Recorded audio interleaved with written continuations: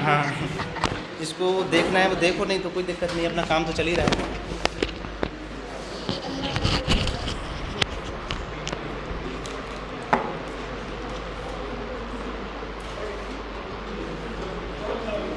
चलो है ना, अब ये लिख लिया आपने, साइटोक्रोम P450 क्या करता है, ये स्मूथ एंडोप्लाज्मिक रेटिकुलम के अंदर डिटॉक्सिफिकेशन का काम करता है। और दूसरा काम क्या था इसका, लिपिड सिंथेसिस का था। तो ये सारे काम किसके हैं, ER के हैं।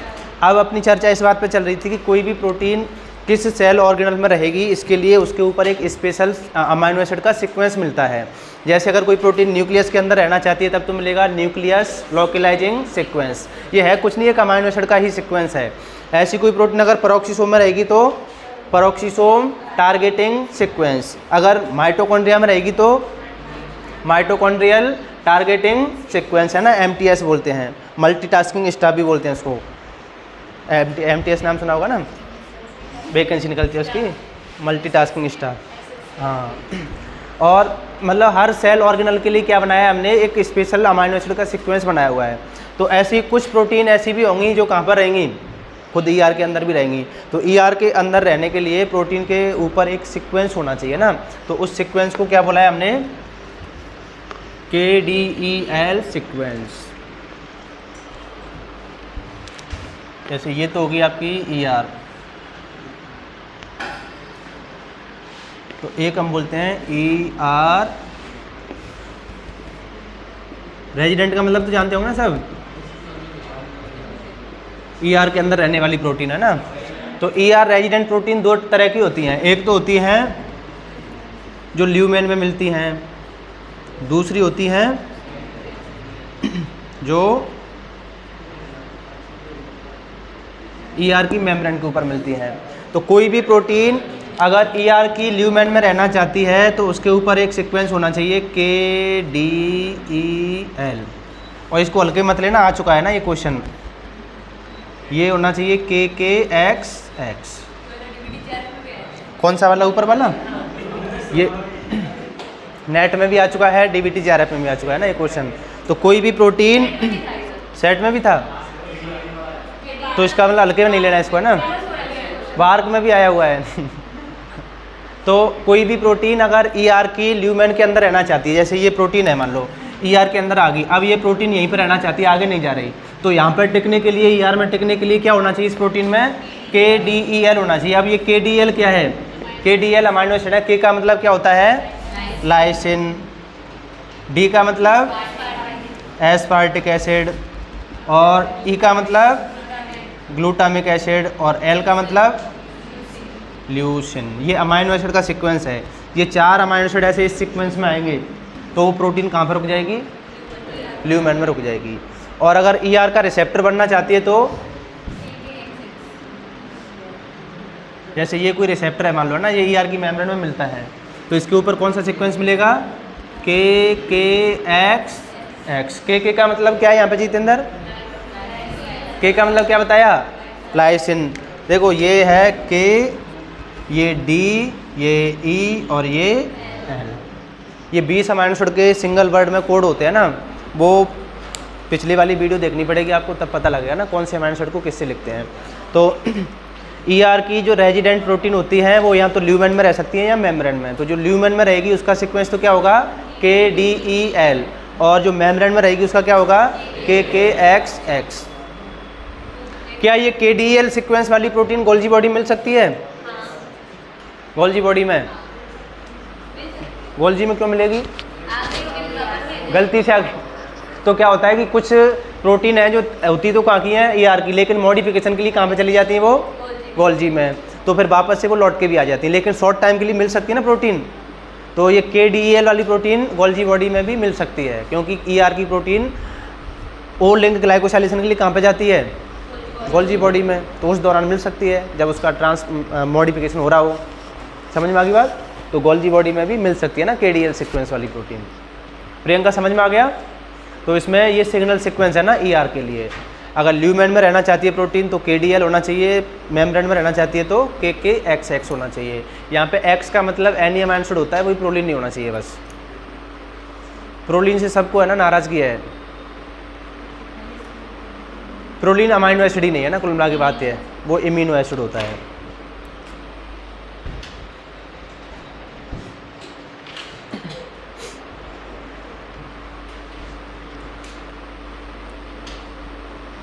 मैं आपको बहुत इन शॉर्ट पढ़ा रहा हूँ क्योंकि 5 दिन का टॉपिक आज कंप्लीट कराना है आपको 2 दिन में ही।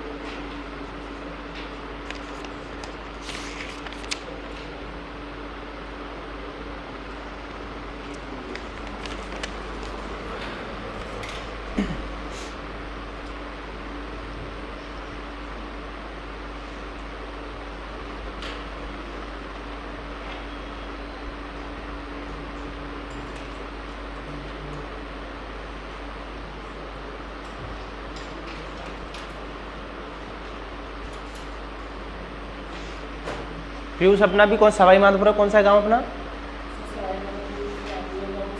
गंगापुर सिटी। अब तो जिला बन गया ना।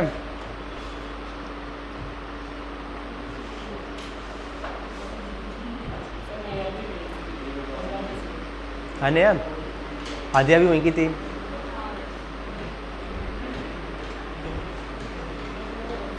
और कौन था गंगापुर का? कौन? तन्वी सवाई माधोपुर की है शायद। गंगापुर सिटी आपके साथ पढ़ी है वो? बीएससी में पढ़ी है साथ या एमएससी में? स्कूल में भी? बीएससी एमएससी तो उसकी यहीं थी डिपार्टमेंट से। बीएससी वहीं से की थी उसने गंगापुर से। वैसे सवाई माधोपुर में आता है वो गंगापुर सिटी, अब अलग जिला बन गया। क्या? नहीं, वो भी एजुकेशन का अच्छा खासा है गंगापुर सिटी भी।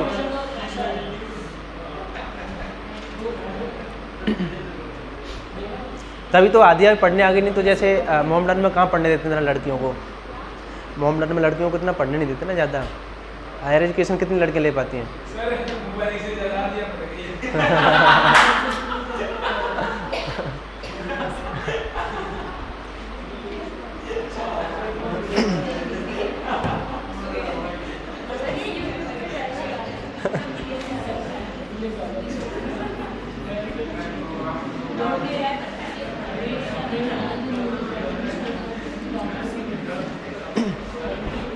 इनमें भी क्या है, 2 समुदाय होते हैं। एक समुदाय तो लड़कियों को पढ़ने नहीं देता बिल्कुल, एक में ठीक ठाक है ना लड़कियों की एजुकेशन।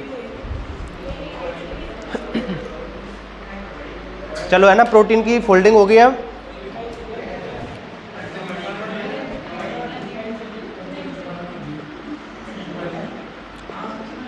गोल्जी बॉडी के अंदर क्या होता है? अब प्रोटीन जो है ना ईआर से कहाँ पे आ चुकी है? गोल्जी बॉडी में आ चुकी है। तो ईआर से गोल्जी बॉडी में आएगी कौन सी वेसाइकिल के थ्रू? कॉप सेकंड वेसाइकिल के थ्रू आएगी। एंट्रोग्रेड या रेट्रोग्रेड? एंट्रोग्रेड पाथवे के थ्रू आएगी, है ना। चलो मान लेते हैं प्रोटीन अब कहाँ पे आ गई? गोल्जी बॉडी में आ गई। अब गोल्जी बॉडी में क्या क्या फंक्शन होगा ना प्रोटीन के साथ में? तो सबसे पहले तो क्या होता है गोल्जी बॉडी में? ओ लिंक ग्लाइकोसाइलेशन। इसमें ग्लूकोज इनको मतलब कार्बोहाइड्रेट को लगाया भी जाता है और हटाया भी जाता है ना, दोनों ही काम होते हैं। तो डी ग्लाइकोसाइलेशन भी कहाँ पे होगा? ये भी कहाँ पे हो जाता है? गोल्जी में। और क्या होगा गोल्जी में? अब वहाँ पे हमने कटिंग की थी, प्रोटीन की क्लीवेज किया था, यहाँ पे क्या करते हैं? ट्रिमिंग।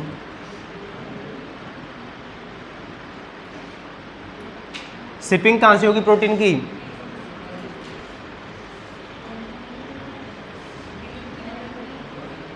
और बिलिंग कहाँ पे होगी? बिलिंग कहाँ पे होगी? बिलिंग वहीं पे होगी डेस्टिनेशन पे जहाँ पे प्रोटीन जाएगी।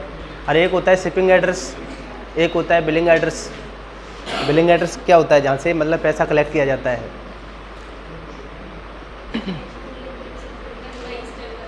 क्या क्या? ये पैकेजिंग भी लिख सकते हो, पैकेजिंग भी यहीं से हो रही है।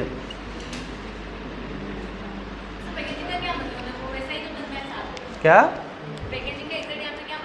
पैकेजिंग का एग्जैक्ट मतलब होता है उसको वेसाइकल के अंदर पैक करना उस प्रोटीन को, और शिपिंग का मतलब होता है अब भेजने के लिए तैयार करना उसको, और डिलीवरी का मतलब क्या होता है? वहाँ पे जाके पहुँचाना ना, डेस्टिनेशन तक पहुँचाना। और फिर होती है बिलिंग। तो जैसे अमेजोन भी आपको है ना पता है ना, दोनों ऑप्शन देता है। जैसे एक तो होता है बिलिंग एड्रेस, एक होता है डिलीवरी एड्रेस। तो दोनों आप अलग अलग भी भर सकते हो।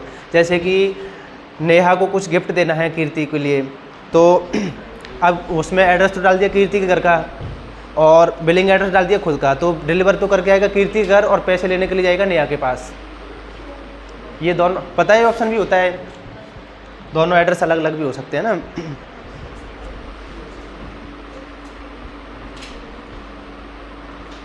लेकिन अभी तो नया गिफ्ट देगी क्यों? अभी तो कीर्ति का बर्थडे भी नहीं आसपास है ना, वैसे भी नहीं।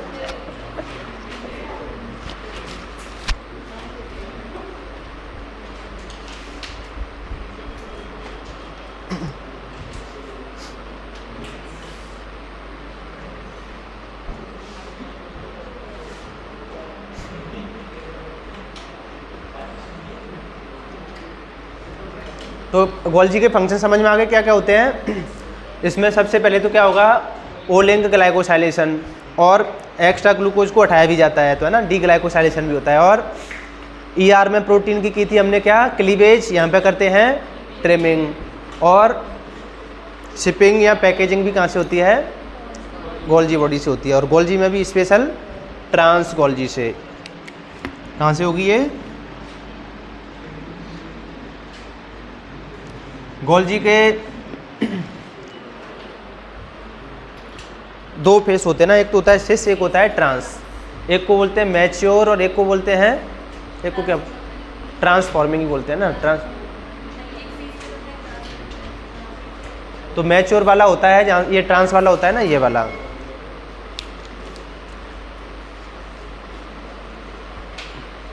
उसके बाद में तो आपको पता है यहाँ से वेसाइकल बनी जाएंगी। तो प्रियंका यहाँ से कौन सी वेसाइकल बनाएंगे? ट्रांस गोल्जी से। ट्रांस गोल्जी से कौन सी वेसाइकल बनाएंगे? देखो चार ही तो वेसाइकल पढ़ाई आपको, चार ही तो वेसाइकल पढ़ाई।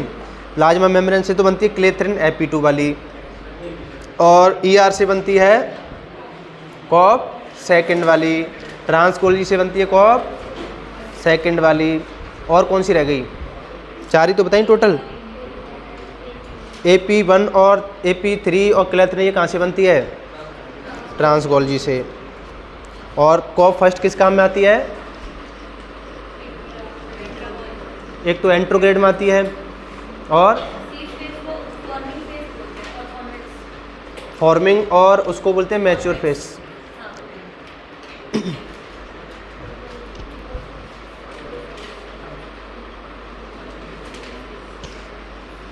चलो ये हो गया ना गोल्जी बॉडी का काम।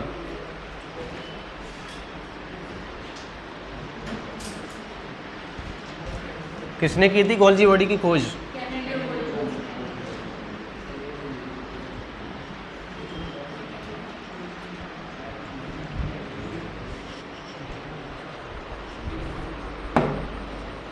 चलो है ना, ये हो गया आपका गोल्जी बॉडी का काम।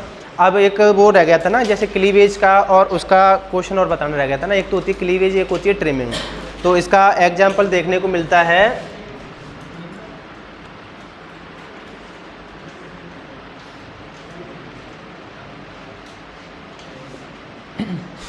एक क्वेश्चन टाइप में आता है ना।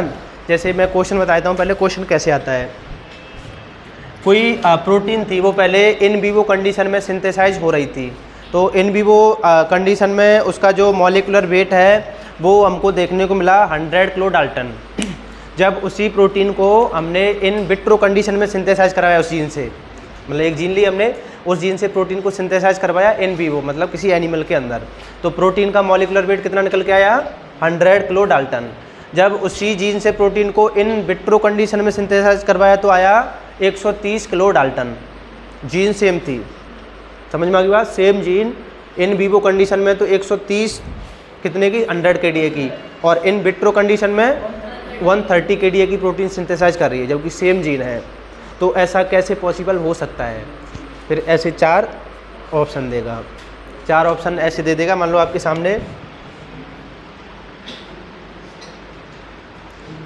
Gene extend in vitro,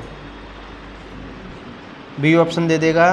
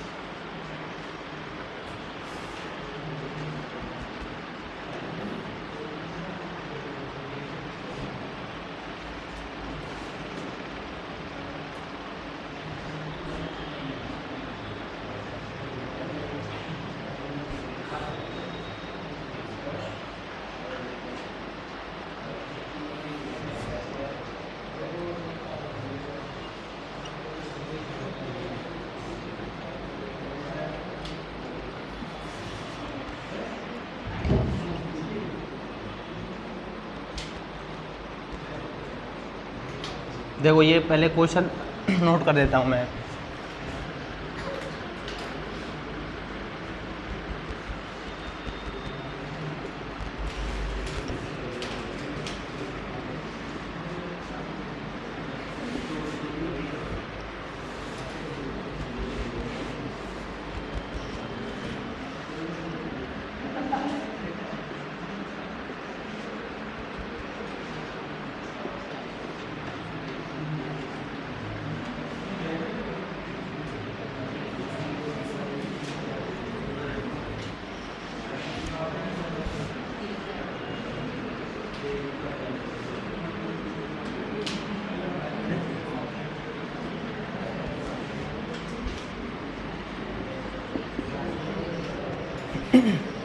question पहले समझो है ना। A gene synthesise 100 kDa protein in vivo and 130 kDa protein in vitro condition, which assumption में बी ट्रू। ये 4 आपके सामने एजम्पशन दिए गए ना, इनमें से कौन सा सही है?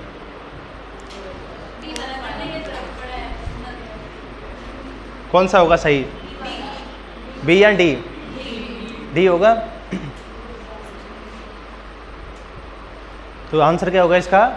डी होगा, है ना, क्योंकि इन विवो कंडीशन में क्या है, पूरे सेल ऑर्गेनल मिलेंगे। तो प्रोटीन जैसे हो सकता है कि वो कौन से नेचर की होगी, CTT वाली नेचर की होगी, तो पहले ER में गई होगी, ER में उसकी क्या कर दी, कटिंग कर दी, फिर गोल्गी बॉडी में ट्रिमिंग भी कर दी, तो प्रोटीन छोटी होगी या नहीं होगी, हो जाएगी। तो इसलिए इन विवो में तो 100 kDa की मिली, और जब इन विट्रो में कराया तो उसमें वो सेल ऑर्गेनल वगैरह नहीं रखेंगे हम, तो उसमें बड़े साइज़ की प्रोटीन बनेगी, तो बड़े साइज़ की रहेगी वो प्रोटीन। वो तो हम करवाएंगे ना आर्टिफिशियल। अरे जैसे उसमें जो प्रोटीन होती है ना, ब्लॉक करती है उसको, उस प्रोटीन को नहीं डालेंगे ब्लॉक करने वाली को। SRP जो प्रोटीन है ना, उस प्रोटीन को नहीं रखेंगे। क्या? देखो वैसे तो ऐसा होता है कि ऐसे क्वेश्चन को मैं आपसे करने की मना करता हूँ। ऐसे क्वेश्चन को हम बोलते हैं हाइपोथेटिकल क्वेश्चन, मतलब जिसमें आपको सोचने के लिए मजबूर किया जाता है कि क्या हो सकता है। तो ऐसे क्वेश्चन से आपको बचने की कोशिश करनी है। ये तो मैंने आपको बता दिया ना, अगर ऐसा कैसा आ जाए तो आप कर सकते हो। लेकिन कोई हाइपोथेटिकल क्वेश्चन दे, जैसे कि RNA पॉलीमरेज की फर्स्ट सब यूनिट को हटा दिया जाए तो क्या होगा, तो ऐसे क्वेश्चन को आपको एग्जाम में अटैम्प्ट नहीं करना है ना, गलत होने की संभावना ज़्यादा रहती है। तो ये तो जैसे सीधा सीधा मैंने आपको बता दिया अभी तो आप कर सकते हो। बाकी हाइपोथेटिकल क्वेश्चन से आपको बचना है।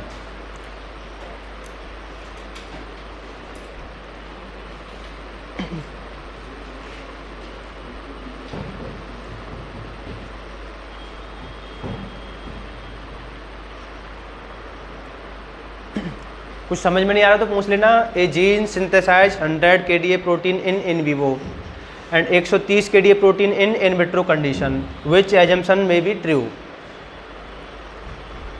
ऐसे क्वेश्चन को हाइपोथेटिकल क्वेश्चन बोला जाता है, जिसमें आपको बोला जाता है क्या हो सकता है।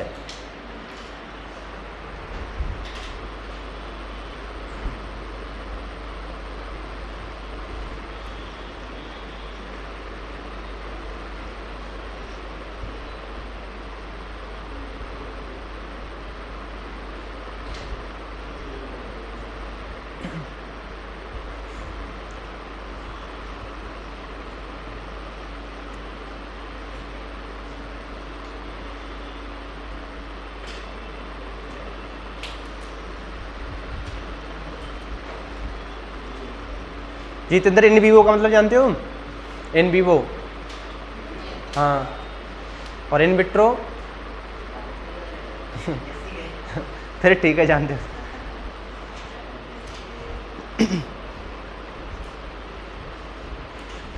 तो क्वेश्चन का मतलब ये था कि एनिमल के अंदर तो प्रोटीन छोटे साइज की बन रही है, जबकि बाहर जब हम बना रहे हैं प्रोटीन तो बड़े साइज की बन रही है, जबकि सेम जीन है।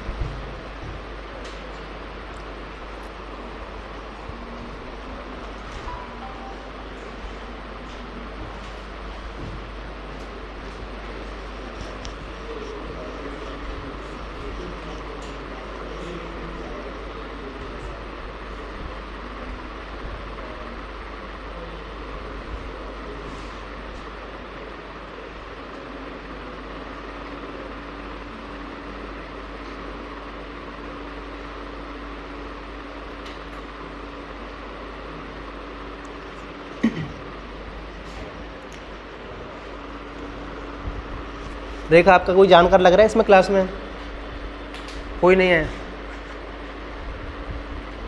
सुनीता, आप जानते हो रेखा को?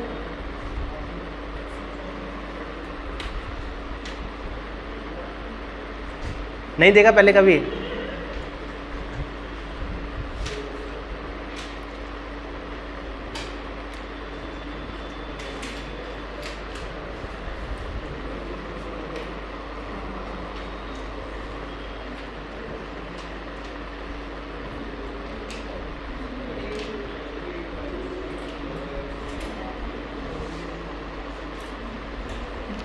सामोद बालाजी के पास में रेखा का गांव है, आप कभी जाना हो तो उधर कांटेक्ट कर सकते हो रेखा से।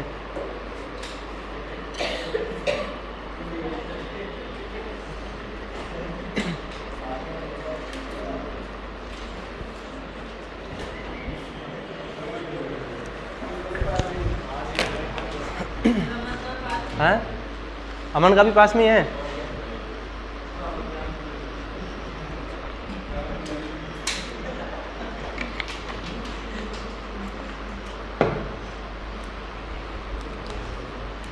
अपना किधर है मन? हाँ, मोरीजा। कितना दूर है रेखा वहाँ से? मोरीजा 15 किलोमीटर।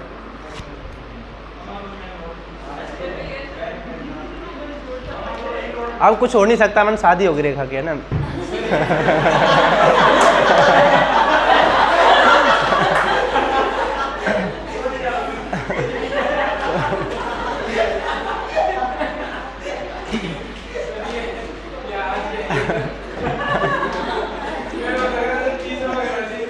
फीस आ गई रेखा की।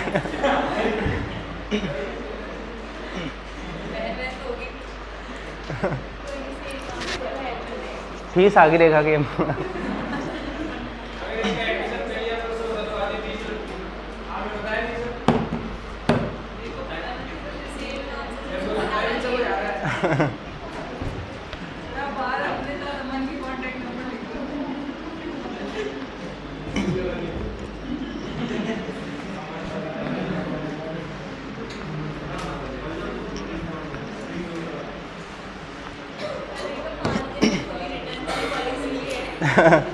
चलो अब देखो, इसका एक एग्जाम्पल होता है जैसे इंसुलिन प्रोटीन है ना,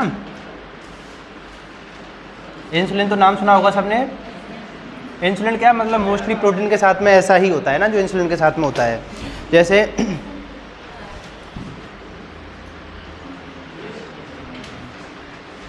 तो देखो ये एक सेल है, ये मैंने न्यूक्लियस बना दिया, इसके अंदर डीएनए होगा और इसमें इंसुलिन को बनाने वाली जीन होगी, है ना। ये पीछे दिख रहा है कि इंसुलिन इसमें लिखा है जो मैंने, प्रतीक्षा को दिख रहा होगा ना। तो इसका हमने क्या किया, पहले ट्रांसक्रिप्शन किया है ना, फिर ये एमआरएनए बना होगा, फिर इसका बाहर आके क्या होगा, ट्रांसलेशन होगा या नहीं होगा। अब इसका होगा ट्रांसलेशन।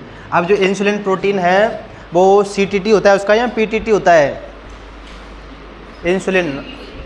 तो इंसुलिन प्रोटीन कहाँ पर मिलती है,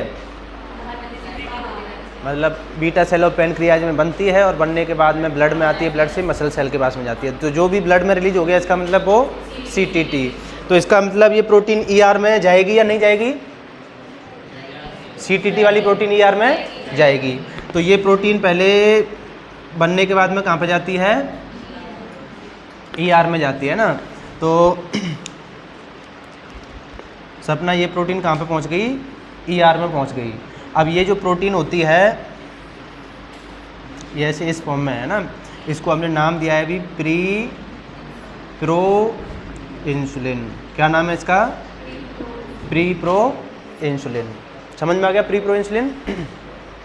फिर उसके बाद में हम क्या कर देते हैं, इसको ईआर में ही इसको कट कर देते हैं। जैसे आपने पढ़ा होगा ना, ये जो सी चेन है वो कट हो जाती है ऐसे, तो ये हो जाती है कट।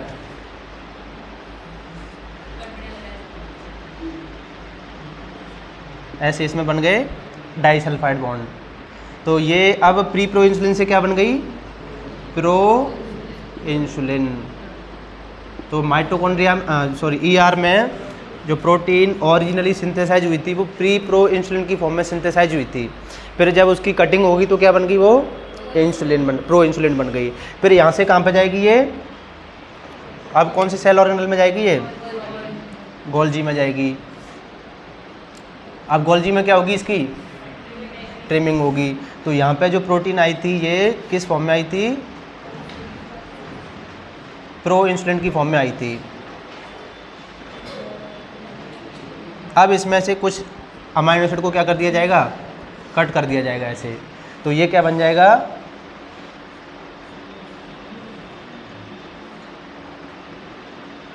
एस। अब क्या बन गया ये, इंसुलिन। अब इसको यहाँ से वेसाइकल में क्या कर दिया जाएगा, पैक कर दिया जाएगा। फिर यहाँ से जहाँ भी इसको जाना होगा सेल के बाहर चला जाएगा ये।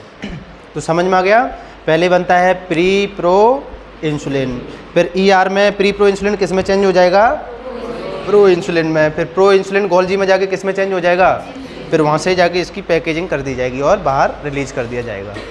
तो समझ में आ गया। अगर यही हम इसको इन विट्रो कंडीशन में सिंथेसाइज करवाते तो प्रो इंसुलिन की फॉर्म में सिंथेसाइज होता, लेकिन क्या आगे ये कटिंग और ट्रिमिंग होती इसकी, नहीं होती। तो इसका मॉलिक्यूलर वेट ज़्यादा मिलता है नहीं मिलता। तो इसलिए इन विट्रो कंडीशन में तो मॉलिक्यूलर वेट ज़्यादा मिलेगा, इन वीवो कंडीशन में कम मिलेगा, क्योंकि इन वीवो कंडीशन में क्या हो जाता है, क्लीवेज और ट्रिमिंग हो जाती है। तो मोस्टली प्रोटीन के साथ में यही कहानी होती है। इस वजह से इन वीवो कंडीशन में मॉलिक्यूलर वेट कम हो जाता है। अनिल समझ में आ गया।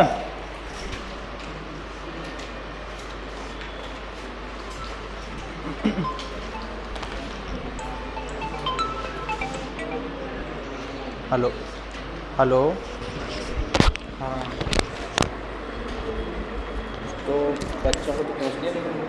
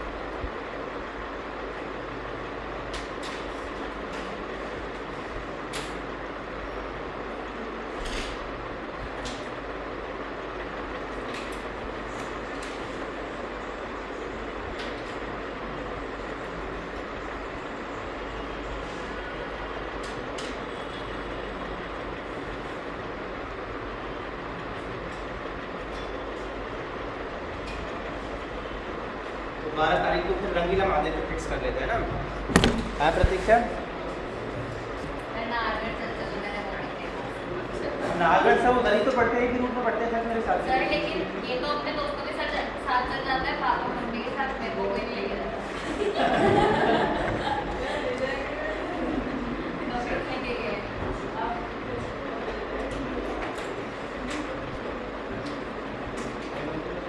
ये कोई फायदा लड़का होने का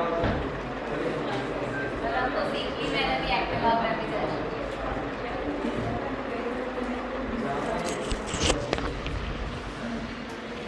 तो अभी डिसाइड ये हुआ है 12 को चलते हैं, फिर वहीं दाल बाटी बनाएंगे रंगीला महादेव मंदिर पे, और टूर बनाते हैं उदयपुर का। फिर उदयपुर में कोई इतनी टिकट वगैरह ज़्यादा नहीं है ना, जैसे हम घूम के आए थे पिछली बार, तो उदयपुर सही रहेगा सपना।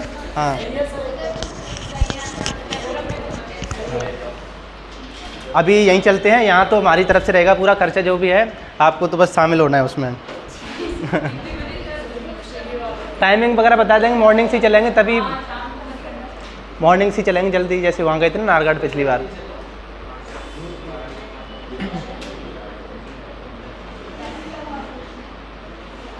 सब लोग आ जाना 8 बजे के लगो यहीं कोचिंग, फिर 8 बजे से निकल लेंगे।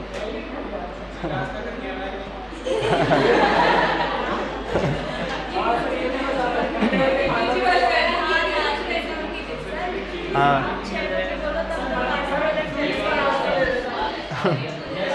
6 बजे। और जो भी मिस्त्री वगैरह हो वो ज़रूर आए ना टाइम से पहले, मतलब दाल बाटी बनाने के कोई एक्सपर्ट वगैरह हो आप में से। दाल बना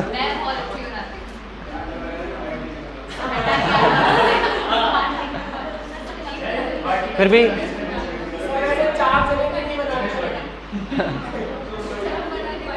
4 जनों में और एक बल्क में बनाने में थोड़ा डिफरेंट होता है ना। फिर चलो ठीक है, आपको ले चलो। हाँ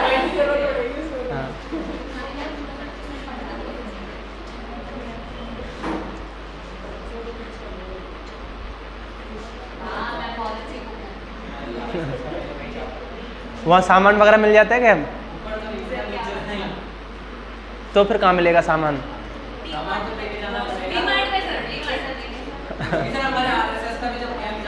हाँ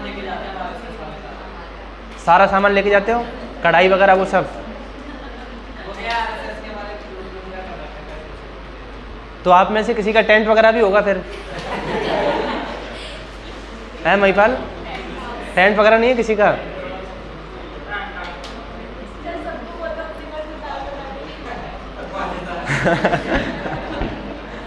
दाल अपने अपने घर से बना के लाओ, बाटी में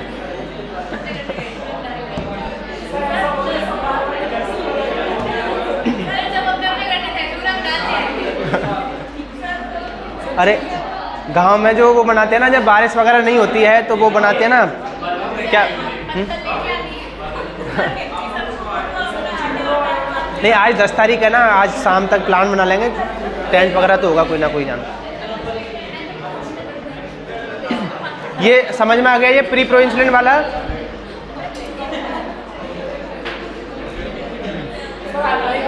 क्या हलवाई कर लेंगे, हलवाई कर लेंगे जो लगे।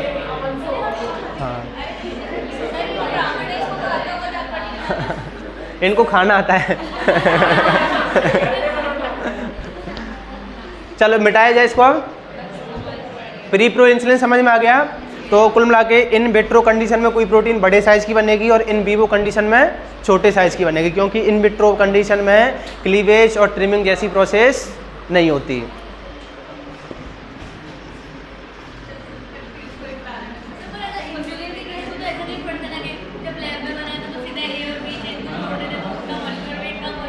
कैसे पढ़ा था?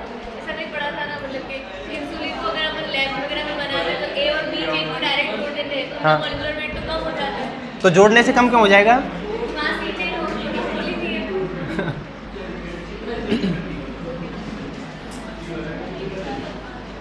वो कब की बातें हैं? ये 11-12 की बातें हैं।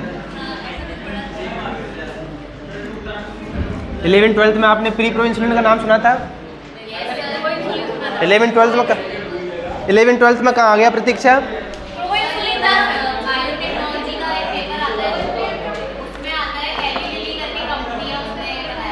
हाँ तो ये तो पता है, प्रो इंसुलिन ही था, pro insulin pre pro insulin नहीं आया ना। हाँ सर लेकिन आपने प्री प्रो इंसुलिन में एबीसी तीनों पेप्टाइड बताया ना, हाँ एनसीईआरटी ने प्रो इंसुलिन बोला है लेकिन पेप्टाइड तीनों बताया। हाँ, तो वो 11-12 पे इतना ज़्यादा नहीं बताते ना, ज़्यादा डिफ्रेंशिएशन नहीं करते, बाकी अलग अलग कंडीशन है ना दोनों ही। अब वहाँ पे जैसे एन लिंक और गो लिंक इलाइकुलाइजेशन कुछ भी नहीं है ना, जैसे उसमें केवल ग्लाइकोसाइलेशन नाम दे दिया, एन लिंक और ओ लिंक के बारे में ऐसा कुछ भी डिफ्रेंशिएशन नहीं कर रखा है। अब आप इसमें लिखोगे टाइप ऑफ रिसेप्टर। अच्छा एक बात और लिख लेना, जैसे क्या होता है, मैंने कुछ मार्कर प्रोटीन बताई आपको, जैसे ER की प्रोटीन के ऊपर क्या सीक्वेंस बताया था, KDEL, और रिसेप्टर प्रोटीन के ऊपर KKXX बताया है ना। ऐसे ही अगर कोई प्रोटीन प्लाज्मा मेम्ब्रेन में मिलती है,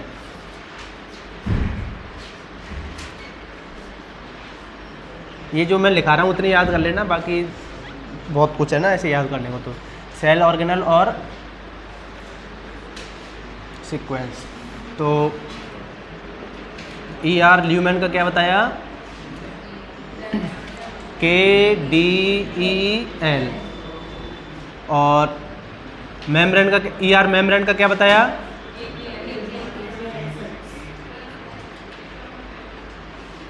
KKXX, और प्लाज्मा मेम्ब्रेन का क्या होता है, डाई एसिडिक।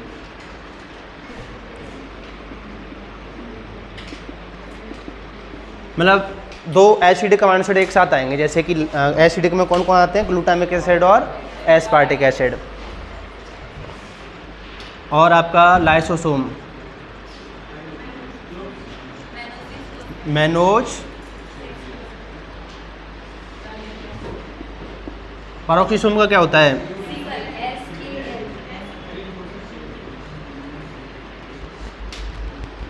SKEL, ये अमाइनो एसिड है SKEL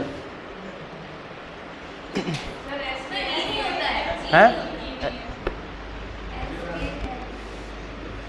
ये SKL जो है ना, ये उसका सीक्वेंस भी है, और ये किसी प्रोटीन में सबसे ज़्यादा पाए जाने वाले अमाइनो एसिड भी हैं। कोई सी भी प्रोटीन हो उसमें मोस्टली ये अमाइनो एसिड सबसे ज़्यादा मिलेंगे नॉर्मल केस में। क्या सारे ये सीक्वेंस में आने चाहिए, तो SKL एक साथ तीनों। वैसे मोस्टली प्रोटीन में जैसे एक जगह सीरीन आ गया, दो अमाइनो एसिड छोड़ के K आ गया, ऐसे मोस्टली SKL ज़्यादा मिलते हैं ना किसी भी प्रोटीन में। ये तो सीक्वेंस में आने चाहिए एक ही साथ।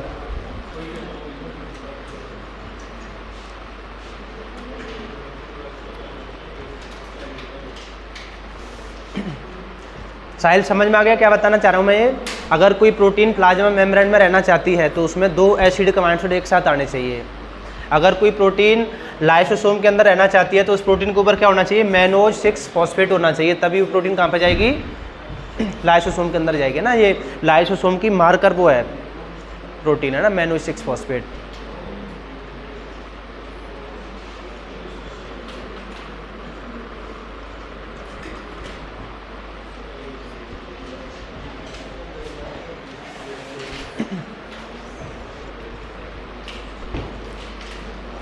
लाइसोसोम के अंदर जितने भी एंजाइम्स मिलेंगे उन एंजाइम्स के ऊपर आपको ये मिलेगा ना, मैनोज 6 फॉस्फेट।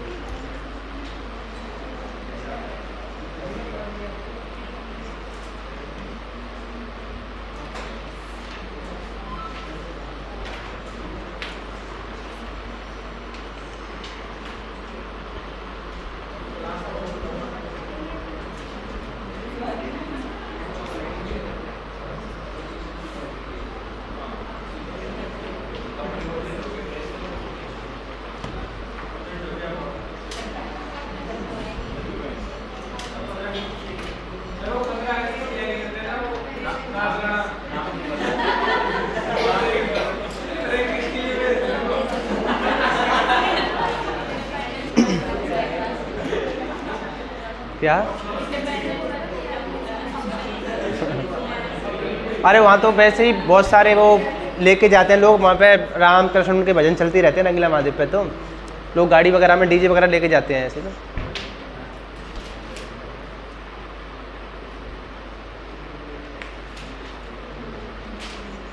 बाकी खुद जो मंदिर है ना, जैसे खोले का हनुमान जी वाला जो वहाँ पे पास में तो दोनों वो, तो उसमें तो बहुत लाउड आवाज़ में कीर्तन वगैरह चलता ही रहता है।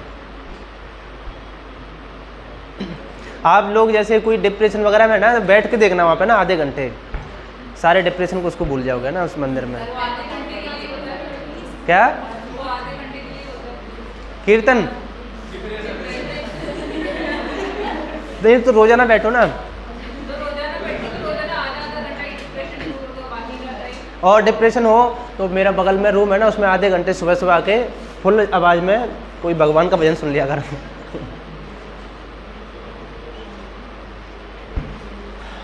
चलो इसको मिटाएं अब। सर उससे ज़्यादा बढ़िया तो पीछे जल महल के पीछे वीर हनुमान जी का मंदिर। वीर हनुमान जी अभी हम गए तो, लेकिन रास्ते में से लौट के आ गए।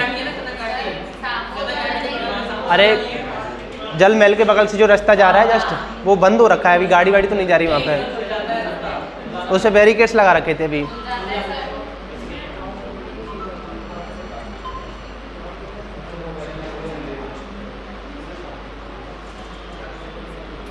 हेलो, हाँ जी बोलिए। नमस्ते।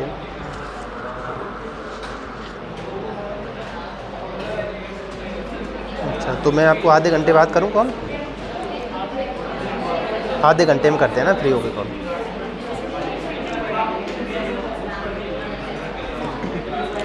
वीर हनुमान जी मंदिर देखा नहीं, मतलब कैसा क्या है?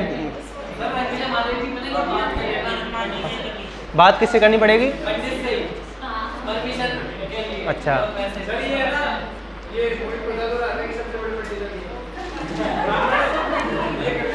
ये तो ऐसा इनके साथ है नहीं, वो उनकी जीन में है। मतलब जैसे आपको कोई भी बढ़िया मिलेगा, आप उससे पूछो, वो यही बोलेगा कि हम सबसे उच्च कैटेगरी के, बाकी जो बढ़िया होते हैं ना वो हमसे नीची कैटेगरी में आते हैं। तो बनियाओं में और ब्राह्मणों में ये किसी से भी पूछ लेना आप, हमारा जो गोत्र है वो सबसे ऊपर आता है, बाकी के गोत्र हमसे नीचे आते हैं। नहीं बोलते ना, इसका मतलब फिर आप बढ़िया नहीं हो तो हैं।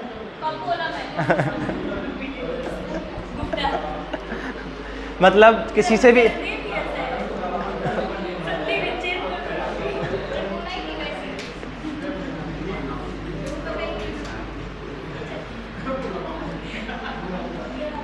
नहीं, ये मैं ऐसे नहीं बोल रहा, आप इसको खुद एक्सपेरिमेंटली प्रूफ देख सकते हो ना, किसी से भी जो भी आपको कोई बढ़िया या मिले तो आप उनसे पूछना कि मतलब सबसे उच्च गोत्र कौन।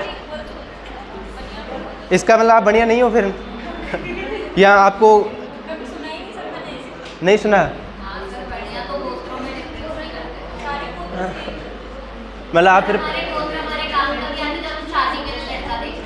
फिर आप केवल पढ़ाई में रह गए आप लोग फिर केवल। हाँ,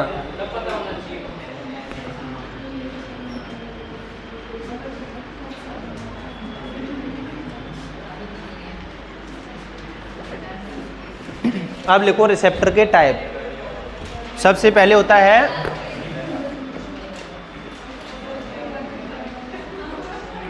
टाइप फर्स्ट रिसेप्टर।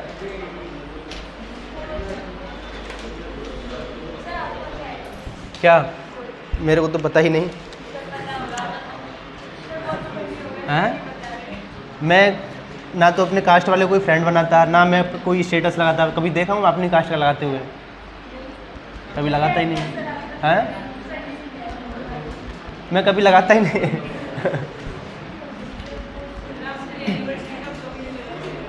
दूसरों का लगाता हूँ, अपना कभी नहीं लगाता हूँ। हैं? सर्च कर लेना ऐप वगैरह पे, उस पर मिल जाएगा कहीं ना कहीं।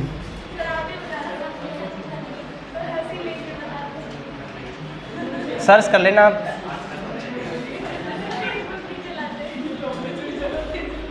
उसमें लिखा होगा, एडमिट कार्ड वगैरह डाला था मैंने, उसमें लिखा होगा गोत्र वगैरह।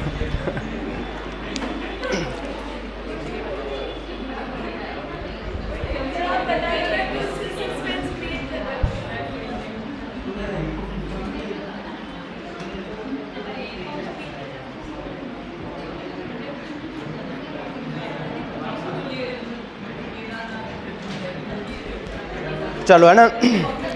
ये देखो, क्या बोल रहे हो? क्या बोला? सपना सुनाई नहीं दिया।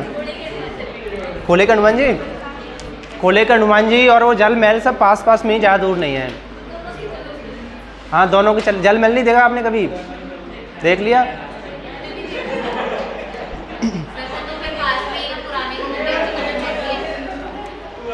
देखो अब कोई रिसेप्टर है, जैसे मान लो रिसेप्टर ऐसे मिलता है,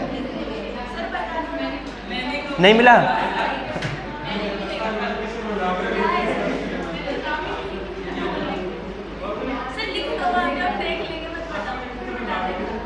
आप सर्च करवाए ना, शायद कहीं मिल जाए।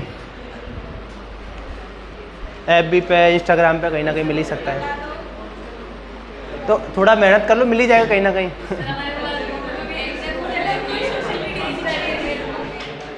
चलो देखो कुछ रिसेप्टर ऐसे होते हैं, अमन थोड़ा शांत हो जाओ, अभी आज कम ही पढ़ाया है ना अभी।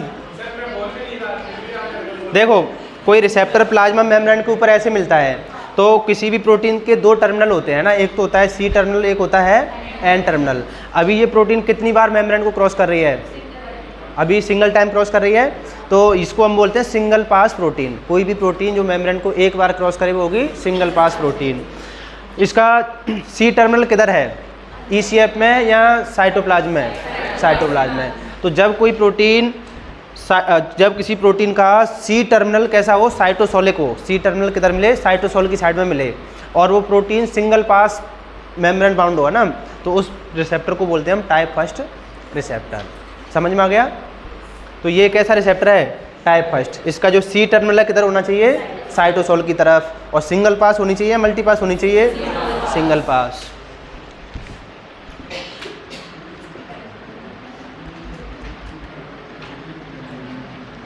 Single pass membrane protein. और C टर्मिनल कैसा होना चाहिए सपना?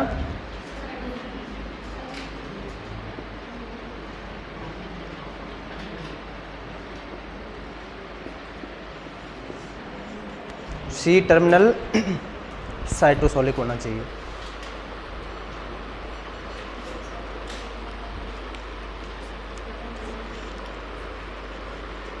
समझ में आ गया? टाइप फर्स्ट रिसेप्टर किसको बोलते हैं? सिंगल पास मेम्ब्रेन प्रोटीन हो, टाइप फर्स्ट, और C टर्मिनल कैसा हो? साइटोसोलिक हो, और सिग्नल सीक्वेंस क्लीवेबल हो। इसमें ये लिखना है।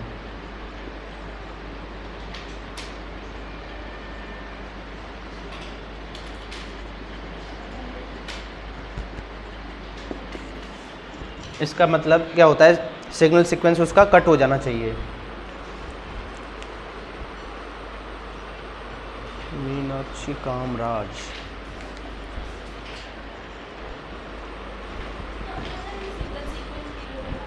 इसका मतलब बता रहा हूँ ना क्या होता है। जैसे हमने अभी देखा था कोई प्रोटीन ER के अंदर गई थी, तो उसका सिग्नल सीक्वेंस कट हुआ था या नहीं हुआ था? हुआ था ना कट। तो जिस प्रोटीन का कट हो जाता है उसको तो बोलते हैं सिग्नल सीक्वेंस क्लीवेबल होना चाहिए ना, कट होने लायक होना चाहिए। अगर किसी का सिग्नल सीक्वेंस C टर्मिनल पे मिले तो क्या उसका कट हो पाएगा? नहीं हो पाएगा, क्योंकि उसमें एंटर करता है N टर्मिनल पहले, तो उसका कट नहीं हो पाएगा।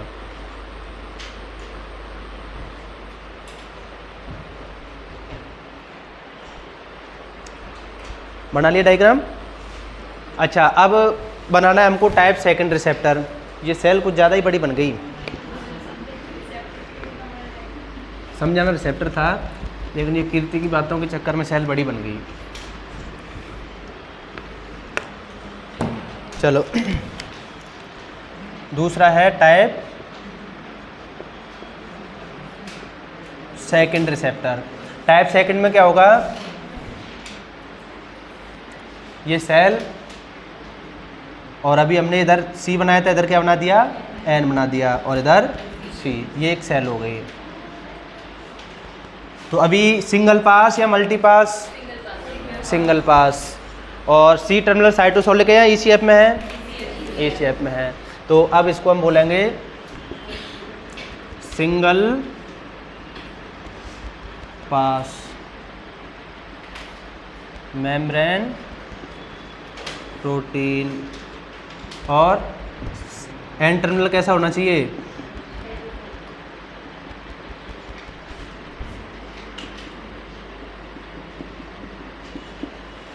एन टर्मिनल होना चाहिए साइटोसोलिक, उसको बोलते हैं हम टाइप सेकंड रिसेप्टर।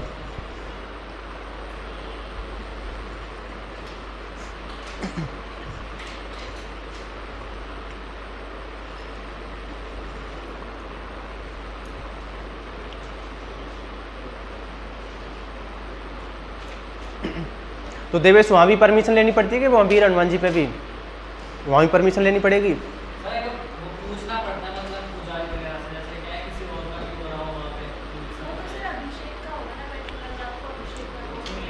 नहीं सर, वैसे सर मंदिरों में क्या होता है, जैसे कोई भी जाता है वोट वगैरह नहीं करते मान लो, उसके आना पड़ता है। नहीं, जैसे हम उस दिन भी गए थे तो उस दिन भी दाल बाटी बन रही थी वहाँ पे। अरे तो देवेश ही पूछाएगा, मतलब मैं प्रैक्टिस करने जाती हूँ वहीं पे। आपका उधर पास में है ना?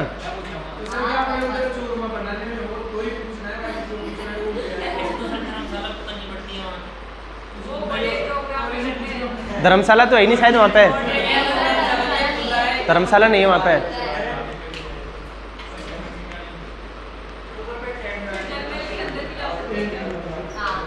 जंगल के अंदर तो जा सकते हैं, लेकिन वो पहाड़ियाँ हैं, उसमें जंगल कहाँ है? पहाड़ियाँ ही पहाड़ियाँ हैं, तो वहाँ पे जंगल तो क्या है?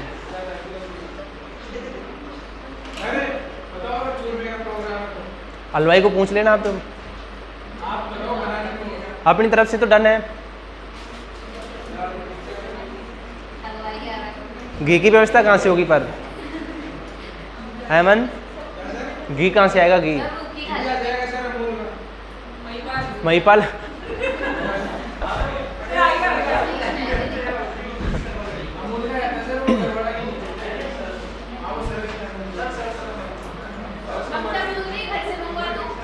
हाय ममता, घर से आ जाएगा?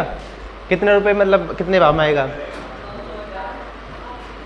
और महिपाल अपना कितने में आएगा? 500। मतलब प्रॉफिट काट कूट के 600, 595, 600 का पड़ जाएगा मतलब।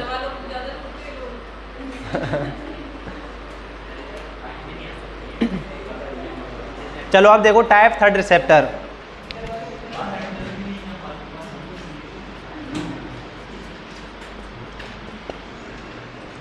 टाइप थर्ड में क्या होता है? अभी हमने टाइप फर्स्ट देखा था,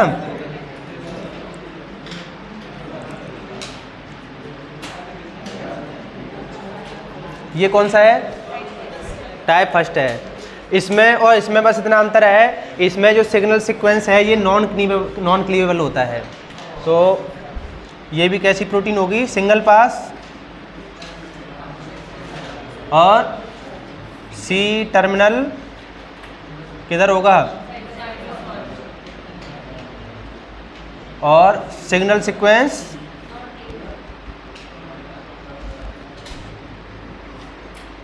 इतना डिफरेंस है बस।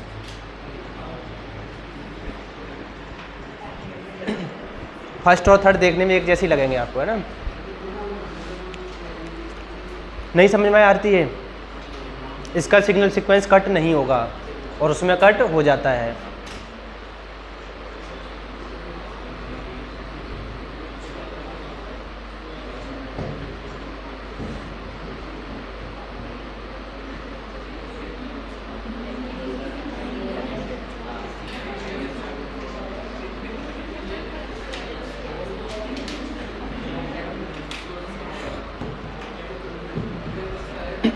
टाइप 4 और बच रहा है अभी तो। क्या?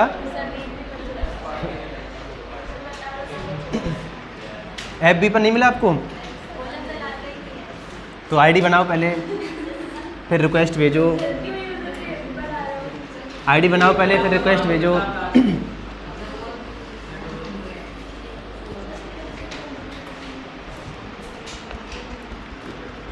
तो टाइप 4 और बच रहा है अभी।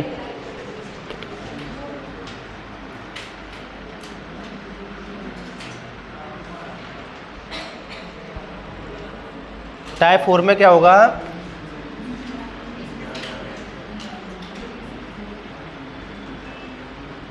ये सिंगल पास है या मल्टी पास है?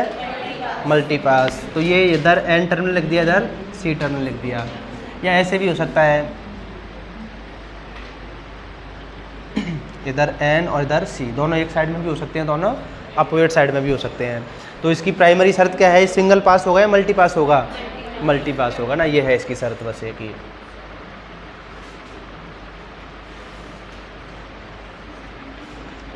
मल्टी पास होगा, है ना। एग्जाम्पल इसमें लिखना चाहो जैसे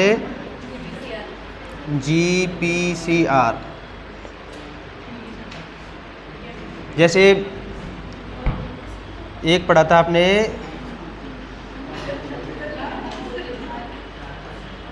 बीज अनुपात में पढ़ा था ना, रोड ऑप्शन, वो भी GPCR होता है। ये सिग्नलिंग में पढ़ेंगे आगे, तो लिखाने की जरूरत है नहीं, अपने आप वहीं याद कर लेना, है ना। तो कोई भी मल्टी पास प्रोटीन होगी वो कौन सा रिसेप्टर माना जाता है? टाइप 4 रिसेप्टर माना जाता है। एक ही शर्त है इसके लिए, मल्टी पास।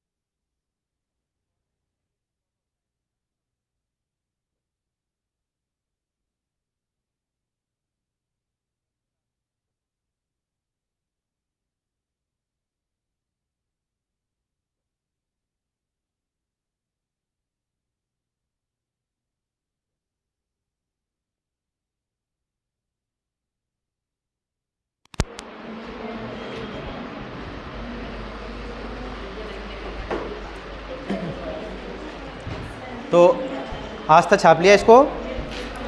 ये बताया था इसमें आपको पेरोक्सीसोम में जो प्रोटीन जाती है उसके पास में दो तरह के सिग्नल सीक्वेंस मिलते हैं। जो सी टर्मिनल वाला होता है उसको तो बोलते हैं PTS1 और जो एन टर्मिनल वाला होगा उसको बोलेंगे PTS2। उसके बाद में इसको नाम दिया है PTS को पेरोक्सीसोम टारगेटिंग सीक्वेंस। और इसमें दो एंजाइम मिलते हैं, पेरोक्सीडेज और कैटलेज। इनका काम क्या है दोनों का? H2O2 को डिग्रेड करना। दोनों ही एंजाइम H2O2 के डिग्रेडेशन में काम आते हैं। और क्या होता है इसमें? बीटा ऑक्सीडेशन भी होता है। और कोई काम पता है जो पेरोक्सीसोम करके जाता हो? कोई काम और पेरोक्सीसोम करता हो अपने अंदर? ये सारे काम हम खुद ही करते हैं। और क्या करता है? एक साइकिल पढ़ा था C2 साइकिल, उसमें काम आया था ये CPM। C2 साइकिल को और क्या नाम दिया था? Photo respiration. और क्या नाम दिया था? Glycolate pathway. इनमें भी है ना पार्टिसिपेट करता है ये पढ़ेंगे, मेटाबॉलिज्म में पढ़ेंगे ना क्या रोल होता है इसका।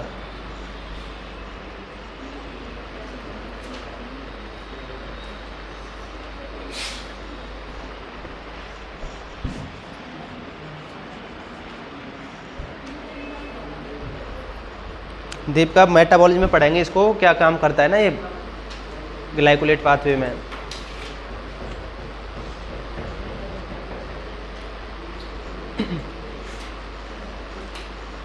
और सुनीता कुछ काम करता है? प्रतीक्षा कुछ 12th वाला याद रह गया हो? CPM याद था? सिट्रीजन पैरासीटामोल।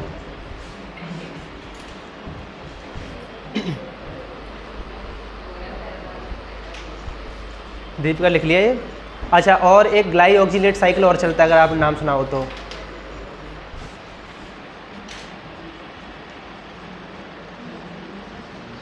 इनको पढ़ेंगे बाद में मेटाबॉलिज्म में ना, अभी केवल आप नाम सुन लो। मेटाबॉलिज्म में सारे पढ़ते हैं ना इनको, सारे साइकिल को। Glyoxylate cycle. तो ये जो पेरोक्सीसोम होता है ना, कुछ प्लांट में स्पेशल टाइप के पेरोक्सीसोम मिलते हैं जिनको हम नाम लेते हैं ग्लाइऑक्सीसोम। एक्चुअल में है क्या? वो पेरोक्सीसोम ही होते हैं। तो उनके अंदर कौन सा साइकिल चलता है? ग्लाइऑक्सिलेट साइकिल चलता है। लेकिन वो एनिमल में नहीं मिलते हैं ना। ग्लाइऑक्सीसोम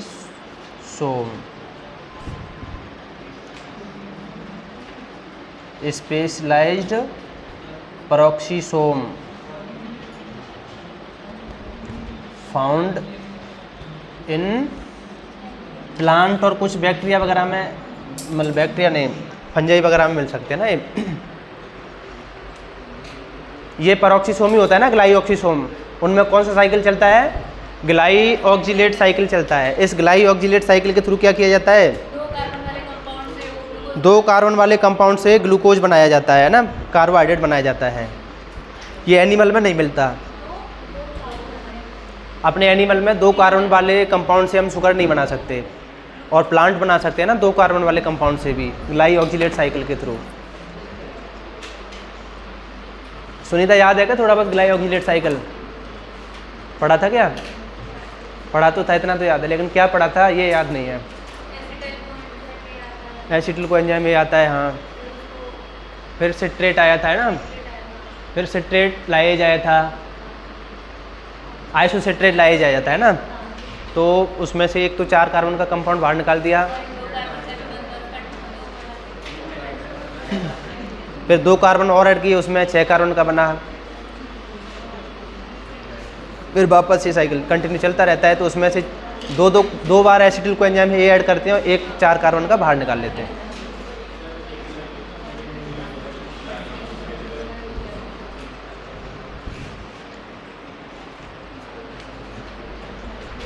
तो ये सारे काम किसके हैं?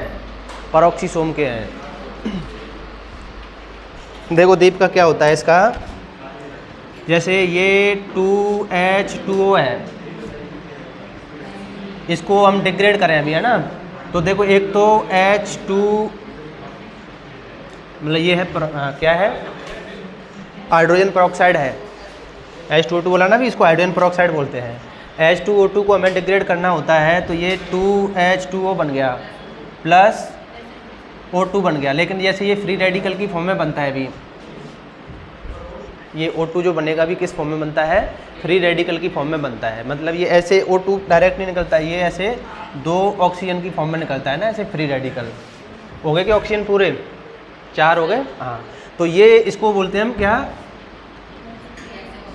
ROS, reactive oxygen species. ये एक सेल के लिए खतरनाक कंडीशन है ना, ये किसी का भी क्या कर सकती है, ऑक्सीडेशन कर सकती है।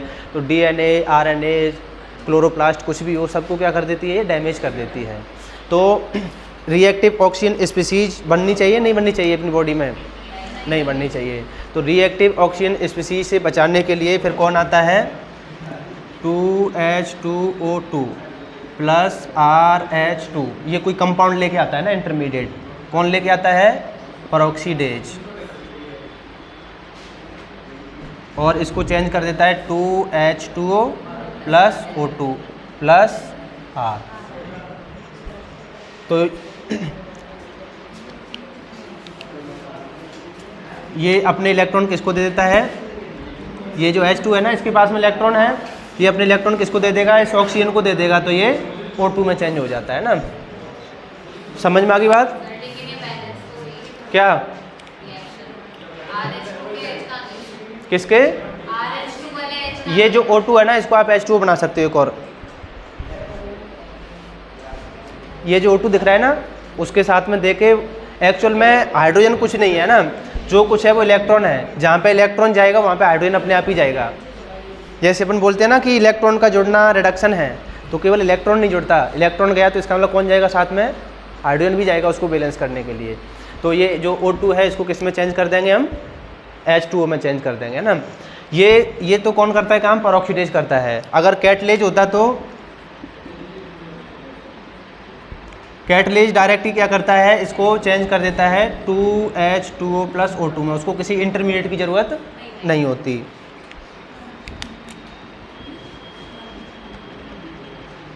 ये डिफरेंस है दोनों में ना। तो पेरोक्सीडेज को तो किसी इंटरमीडिएट की ज़रूरत पड़ती है और कैटलेज को किसी इंटरमीडिएट की ज़रूरत नहीं पड़ती, वो डायरेक्ट ही फ्री रेडिकल बनने से रोक देता है। तो ये सारी प्रोसेस कहाँ पे चलती है, पेरोक्सीसोम में चलती है। तो पेरोक्सीसोम नहीं हो तो क्या हो जाएगा, पूरी जो सेल है वो डैमेज हो जाएगी ना फ्री रेडिकल्स की वजह से। तो इसके लिए मार्केट में आप लाते हो ना फ्री रेडिकल रोकने के लिए, एंटी एजिंग क्रीम लाते हो, विटामिन ई से भरपूर, एंटीऑक्सीडेंट भी लाते हो। क्या आपकी मर्जी है, लिख लो। ये वापस नहीं पढ़ाएंगे, ये तो वापस पढ़ाएंगे सारे साइकिल, तो ये वापस नहीं है, ये नहीं आएगा वापस। अब मेटाबॉलिज्म में इन साइकिल को पढ़ेंगे वापस से ना डिटेल में, इसका कोई भरोसा नहीं आएगा या नहीं आएगा। पहले आया था कि नहीं आए, कभी कभी आ जाता है, कभी किसी बैच में नहीं आ पाता, मतलब ऐसा हो जाता है इसका।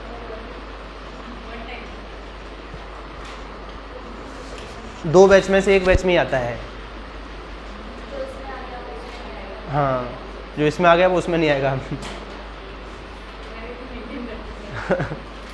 उससे क्या है कि मेरे को भी याद बना रहता है, और नहीं पढ़ाएंगे किसी चीज़ को मान लो लगातार 4-5 साल तक, तो क्या होगा, निकल जाएगी दिमाग में से। तो इसलिए पढ़ाते रहना तो ज़रूरी है ना एक बैच में उसको।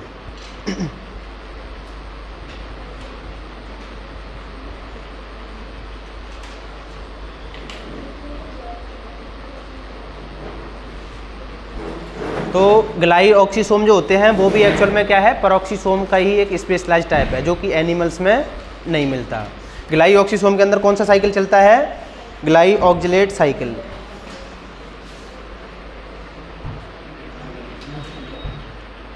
कपिल आ गया समझ में?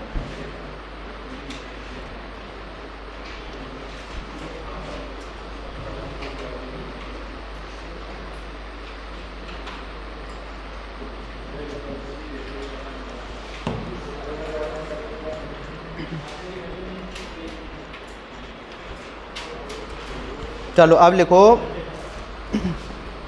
एक वो लिख लो इसमें,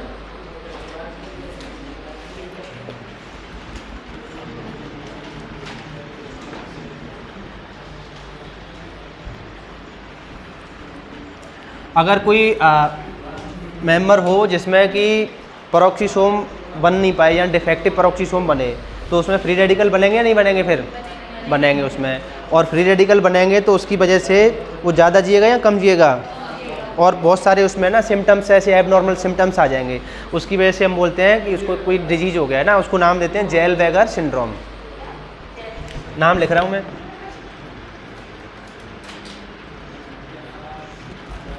ज़ेलवेगर सिंड्रोम। ये किस वजह से होता है? Defective peroxisome. एक प्रोटीन होती है मेनली पेरोक्सीसोम के फॉर्मेशन के लिए, PAX7।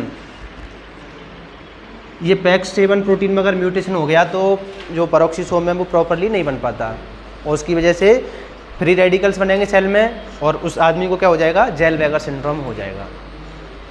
PAX7 इज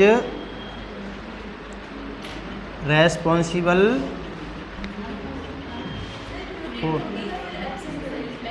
म्यूटेट कर लो, एब्सेंट कर लो, एक ही बात है वो तो, फॉर प्रॉपर पेरोक्सीसोम फॉर्मेशन। तो अगर इस प्रोटीन में म्यूटेशन हो गया ना तो पेरोक्सीसोम नहीं बन पाएगा, और पेरोक्सीसोम नहीं बनेगा तो फ्री रेडिकल बढ़ने लग जाएंगे, जिसकी वजह से डिजीज हो जाएगा। इसको क्या नाम देंगे? ज़ेलवेगर सिंड्रोम। तो ज़ेलवेगर सिंड्रोम कौन से सेल ऑर्गेनल से रिलेटेड है? पेरोक्सीसोम से। आपको तो केवल इतना ही पूछेगा, या फिर ये PAX7 प्रोटीन का नाम पूछेगा, इतना याद रखना है बस। समझ में आ गई बात? या तो PAX7 या फिर पेरोक्सीसोम से रिलेटेड है ज़ेलवेगर। कौन सा वाला? अच्छा, ये रिएक्शन समझ में नहीं आई। जैसे ये हाइड्रोजन पेरोक्साइड है, इसका जब डिग्रेडेशन कराते हैं तो ये तो बन जाता है 2H2O, प्लस में जो ऑक्सीजन एक और बची ना भी, इसमें कितनी ऑक्सीजन है? 4 हैं, तो ये 2 तो काम में आ गई, यहाँ पे 2 और बची, तो 2 इस फॉर्म में निकलती है ना, फ्री रेडिकल की फॉर्म में। और ये फ्री रेडिकल वाली फॉर्म होती है खतरनाक, मतलब ये हाईली रिएक्टिव होती है। इसको नाम देते हैं हम रिएक्टिव ऑक्सीजन स्पीसीज। तो ये किसी भी सेल ऑर्गेनल को, किसी भी मॉलिक्यूल को डैमेज कर देती है ना, उसको ऑक्सीडाइज करके। तो इससे बचाने के लिए कौन आता है फिर? पेरोक्सीडेज आता है। पेरोक्सीडेज क्या करता है? जैसे ये H2O2 है, तो ये तो बना दिया 2H2O, 2H2O बन गया। अभी बचा क्या इसमें? 2 ऑक्सीजन और बचे, ये 2 तो काम आ गए। तो अब ये क्या करता है? ये दूसरी जगह से इलेक्ट्रॉन लाएगा, और ये जो ऑक्सीजन थी ना, इसके साथ में भी इलेक्ट्रॉन जोड़ के, क्योंकि ये देखो फ्री रेडिकल है, इसको अगर और इलेक्ट्रॉन दे दिया जाए तो ये क्या हो जाएगा? रिड्यूस हो जाएगा, और रिड्यूस होकर ये क्या बना लेगा? 2H2O बना लेगा ये भी। तो इससे 2H2O2 जब डिग्रेड होता है तो क्या बन जाते हैं? वाटर के मॉलिक्यूल बन जाते हैं उससे, मतलब फ्री रेडिकल नहीं बनता। तो इसको तो पेरोक्सीडेज को तो किसी इंटरमीडिएट की ज़रूरत पड़ती है, जबकि कैटलेज को किसी इंटरमीडिएट की ज़रूरत नहीं पड़ती, वो डायरेक्ट ही उसको 2H2O प्लस O2 में चेंज कर देता है। इतना डिफरेंस है ना दोनों में। तो कुल मिला के इनका काम है कि फ्री रेडिकल नहीं बने, बस जब H2O2 का डिग्रेडेशन हो तो उससे फ्री रेडिकल नहीं बने, ये काम है इनका। अगर ये नहीं होंगे तो डिग्रेडेशन तो फिर भी होगा, लेकिन फ्री रेडिकल बनने लग जाएंगे। सेल डैमेज हो जाती है फ्री रेडिकल से, तो ये बचा के जाते हैं सेल डैमेज से। ये दोनों एंजाइम हैं, पेरोक्सीडेज और कैटेलेज, 2 एंजाइम बताए थे ना अभी, दोनों के दोनों एंजाइम हैं, और दोनों के दोनों फ्री रेडिकल फॉर्मेशन को प्रिवेंट करके जाते हैं। पेरोक्सीसोम डिफेक्टिव पेरोक्सीसोम बनेगा या बन नहीं पाएगा, तो उसकी वजह से फ्री रेडिकल बनने लग जाएंगे, तो उसकी वजह से डिजीज हो जाएगा, जिसको नाम क्या देंगे? ज़ेलवेगर सिंड्रोम। तो आपके लिए तो केवल इतना याद रखना है, ऐसे आ जाए, ज़ेलवेगर सिंड्रोम किस सेल ऑर्गेनल से रिलेटेड है? पेरोक्सीसोम। या ज़ेलवेगर सिंड्रोम किस प्रोटीन से रिलेटेड है? PAX7। इतना सा याद रखना है बस। PAX7 protein proper peroxisome formation के लिए ज़रूरी होती है, अगर उसमें म्यूटेशन हो जाएगा तो पेरोक्सीसोम का फॉर्मेशन नहीं हो पाएगा, जिसकी वजह से हो जाएगा ज़ेलवेगर सिंड्रोम। मिटाया जाए इसको अब।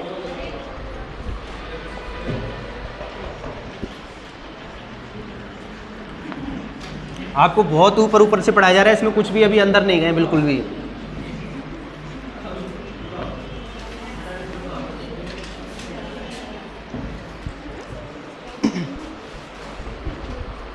अब लिखो न्यूक्लियस ट्रांसपोर्टेशन।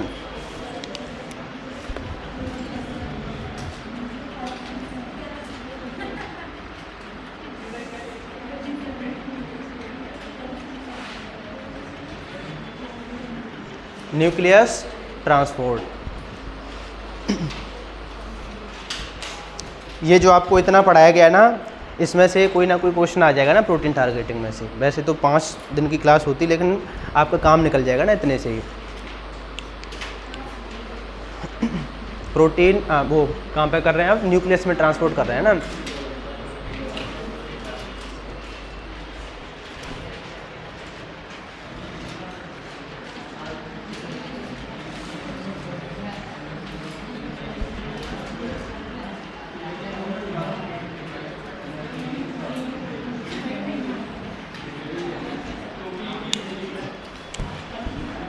आपको पता है ना, ऐसे इसमें न्यूक्लियस में न्यूक्लियर पोर मिलते हैं।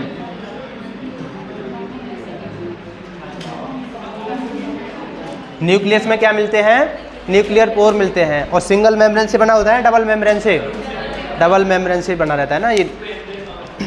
अब देखो, कोई भी मटेरियल अगर न्यूक्लियस के अंदर आता है, महिपाल देखो, कोई भी मटेरियल अगर न्यूक्लियस के अंदर आएगा तब तो हम बोलते हैं उसको इम्पोर्ट करना, और इससे अगर बाहर भेजेंगे तो उसको बोलते हैं एक्सपोर्ट करना, है ना। 2 प्रोसेस होती हैं, इम्पोर्ट और एक्सपोर्ट। अगर किसी प्रोटीन के ऊपर न्यूक्लियस लोकलाइजिंग सीक्वेंस है तब तो कहाँ पर रहेगी, वो न्यूक्लियस के अंदर जाएगी। अगर किसी के ऊपर न्यूक्लियस एक्सपोर्टिंग सीक्वेंस है तो कहाँ पर जाएगी, वो बाहर आएगी। तो इधर मैं ये 2 नाम लिख देता हूँ ना। एक तो होता है NLS, न्यूक्लियस लोकलाइजिंग सीक्वेंस, और एक होता है NES, न्यूक्लियस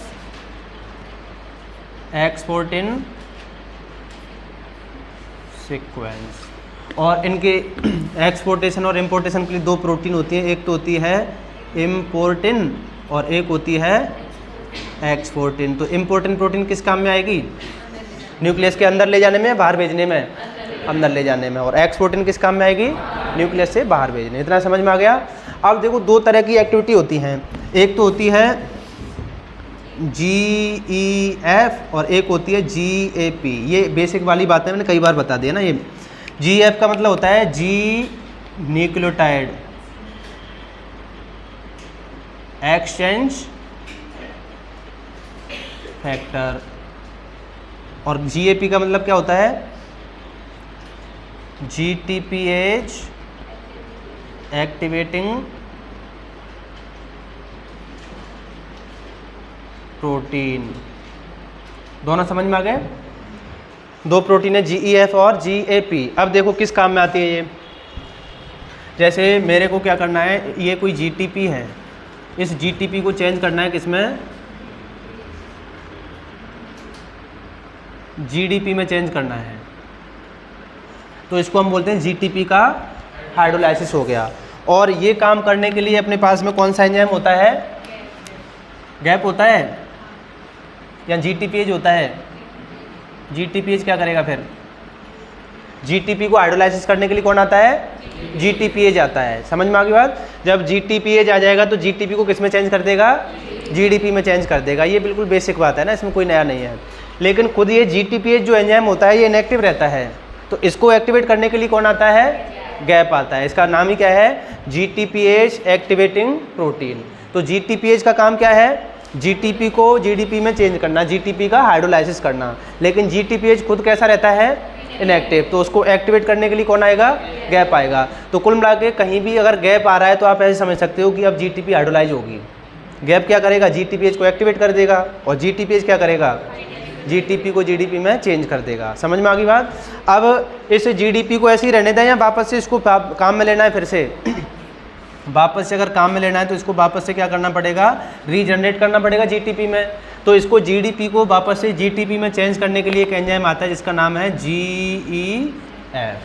समझ में आ गई बात, जी न्यूक्लियोटाइड एक्सचेंज फैक्टर। इस GDP को किस में चेंज कर देगा, ये GTP में चेंज कर देगा ना। तो 2 एंजाइम हो गए, एक तो GTPase और एक हो गया GEF। लेकिन इस GTPase को एक्टिवेट करने के लिए कौन आया, GAP आया। तो कहीं भी अगर गैप आता है तब तो GTP किस में चेंज होगी, GDP में। और कहीं भी GEF आता है तो GDP किस में चेंज होगी, GTP में। ये बेसिक बात है, ये आपको आगे के लिए ध्यान रखनी है ना, पूरी सेल वायु में बार बार काम आएगी ना। अभी ऐसे ही ATPase आ गया कहीं पे, इसका मतलब क्या करेगा वो ATP को हाइड्रोलाइसिस करके ADP में चेंज करेगा, है ना।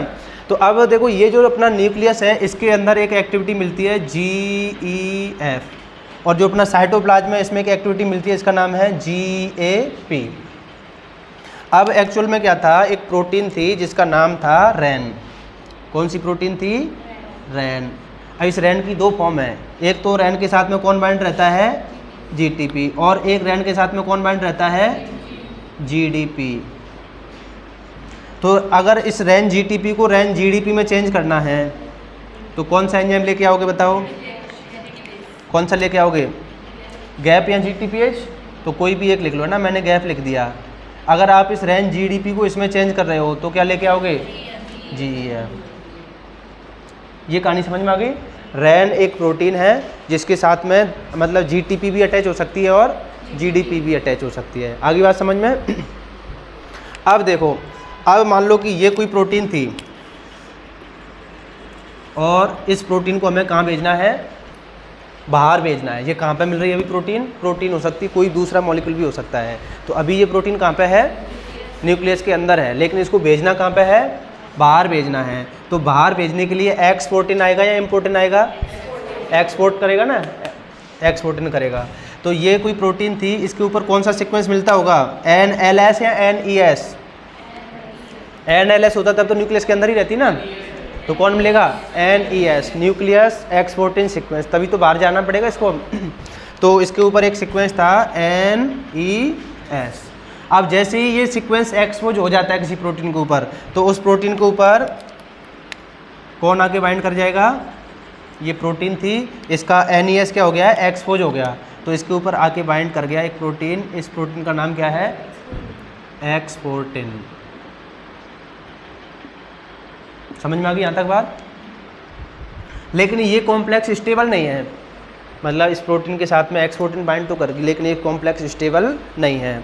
तो इसको स्टेबल बनाने के लिए हम क्या करते हैं फिर? इसके साथ में हमने अटैच कर दिया रैन, और इस रैन के साथ में क्या अटैच है? GTP। ये वाली फॉर्म अटैच किया ना, रैन GTP वाली। अब ये कॉम्प्लेक्स कैसा बन गया? स्टेबल बन गया। अभी कैसा था ये कॉम्प्लेक्स? अनस्टेबल था। अब क्या करेंगे? इसको लेके जाएंगे बाहर। तो यहाँ पे जो न्यूक्लियस पोर होते हैं ना,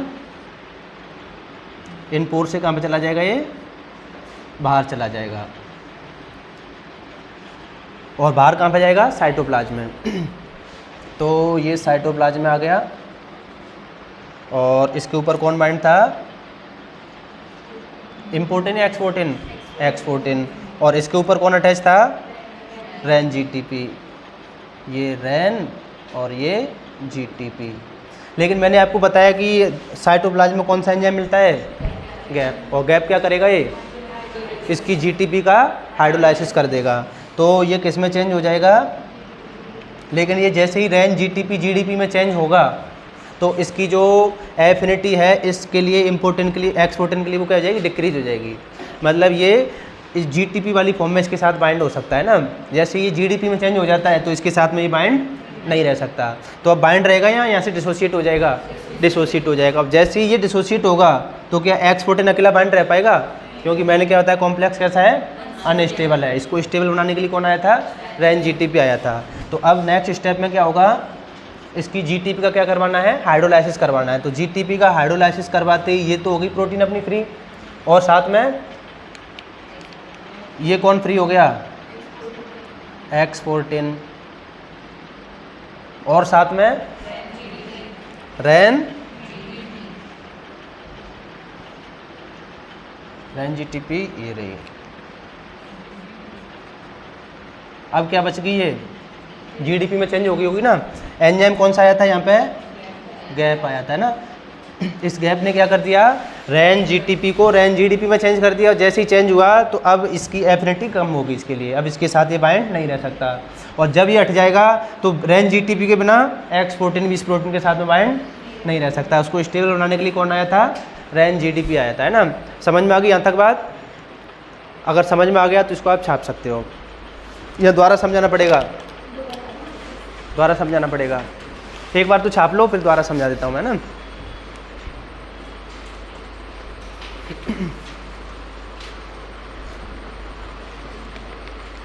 किसको पूरा समझ में आ गया एक बार में? ये ममता को आ गया,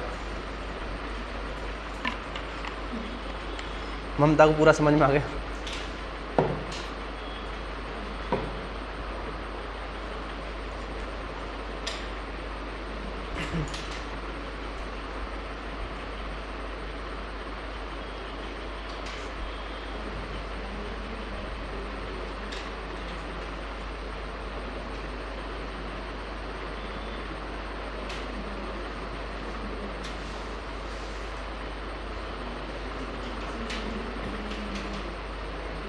दिक्कत कब आती है? जब बिल्कुल बेसिक्स कमज़ोर होते हैं ना। अब यही नहीं पता है कि ये गैप क्या करता है, जीईएफ क्या करता है। अब मैं डायरेक्ट बता के चला जाऊँगा, है ना, जैसे कि मैंने लिख देता गैप, यहाँ पे लिख देता जीईएफ, तब दिक्कत होती है सबसे बड़ी। अब तो मैंने आपको बता दिया गैप का ये काम है, जीईएफ का ये काम है,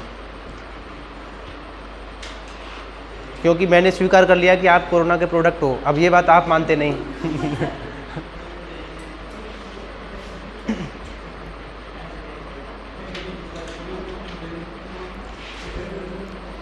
जितेंद्र समझ में आएगा थोड़ा बहुत? इसमें आ रहा है?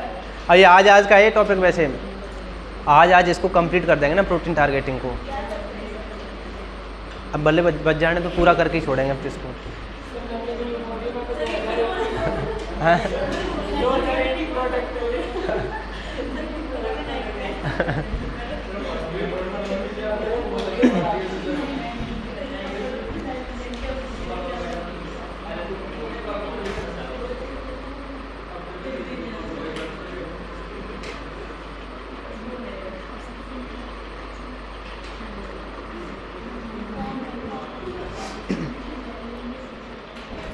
तो अब ये बता दो कि परसों कौन कौन नहीं जाएगा, है ना, रंगीला महादेव पर हिसाब से।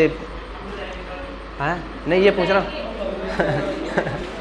कौन कौन नहीं जाएगा? क्लास तो लगेगी उस दिन 12 को। क्यों सर? क्या?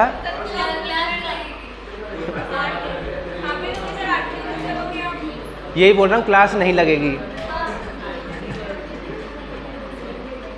तो ये पूछ रहा हूँ मैं, कौन कौन नहीं जाएगा? कोई काम हो आपको 12 तारीख को जैसे? नहीं, उसी हिसाब से फिर नहीं जा रहे हो तो बता देना, उसी हिसाब से प्रोग्राम करें ना। कर ली बात? कहाँ पे? रंगीला महादेव पे? कितने में? अच्छा, और तो फिर बर्तन वहीं से ले लें। फिर तो क्या करेंगे लाके?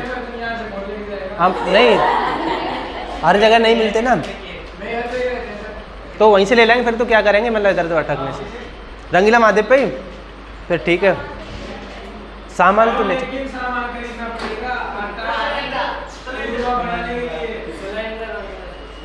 सिलेंडर वगैरह तो है ही अपने पास में।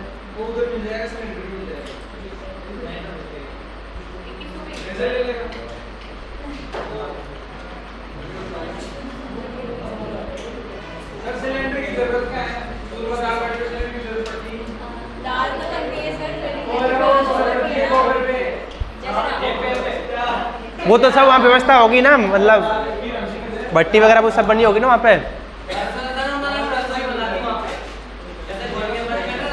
हाँ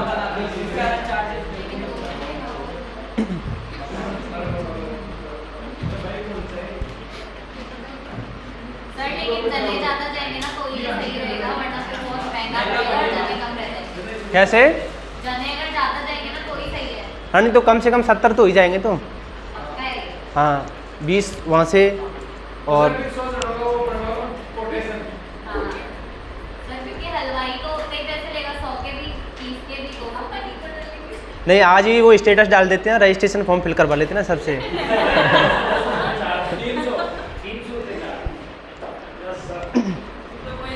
सर फिर तो सब कलकत्ता चाट भंडार के बगल में 100 रुपये में खा के आ जाएंगे।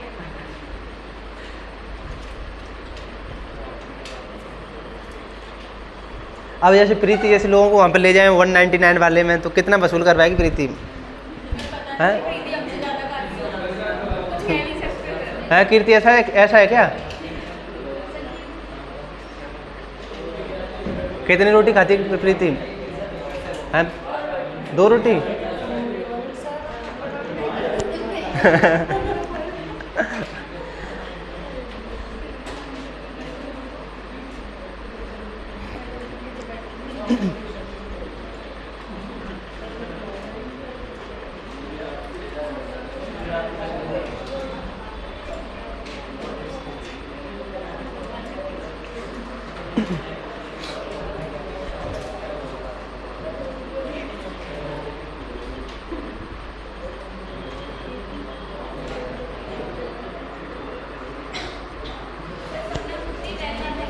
क्या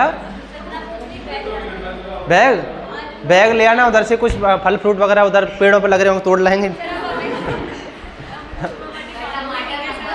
हाँ टमाटर मंगवा लो।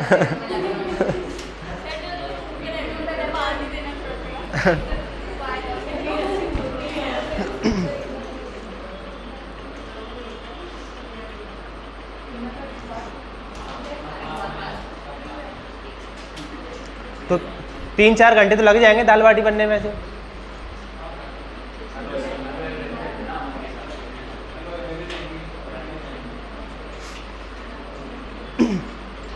अब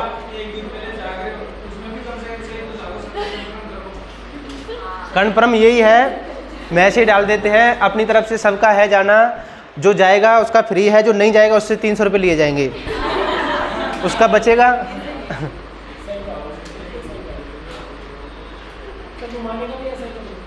घुमाने का भी ऐसा कर लेते हैं, नहीं घुमाने का आगे से ऐसा करेंगे कि जो एक दिन एब्सेंट रहा करेगा 200 रुपये फाइन चार्ज लिया करेंगे, फिर जैसे ही 10-20 हज़ार इकट्ठे हो जाएंगे फिर घूमने चला करेंगे। फिर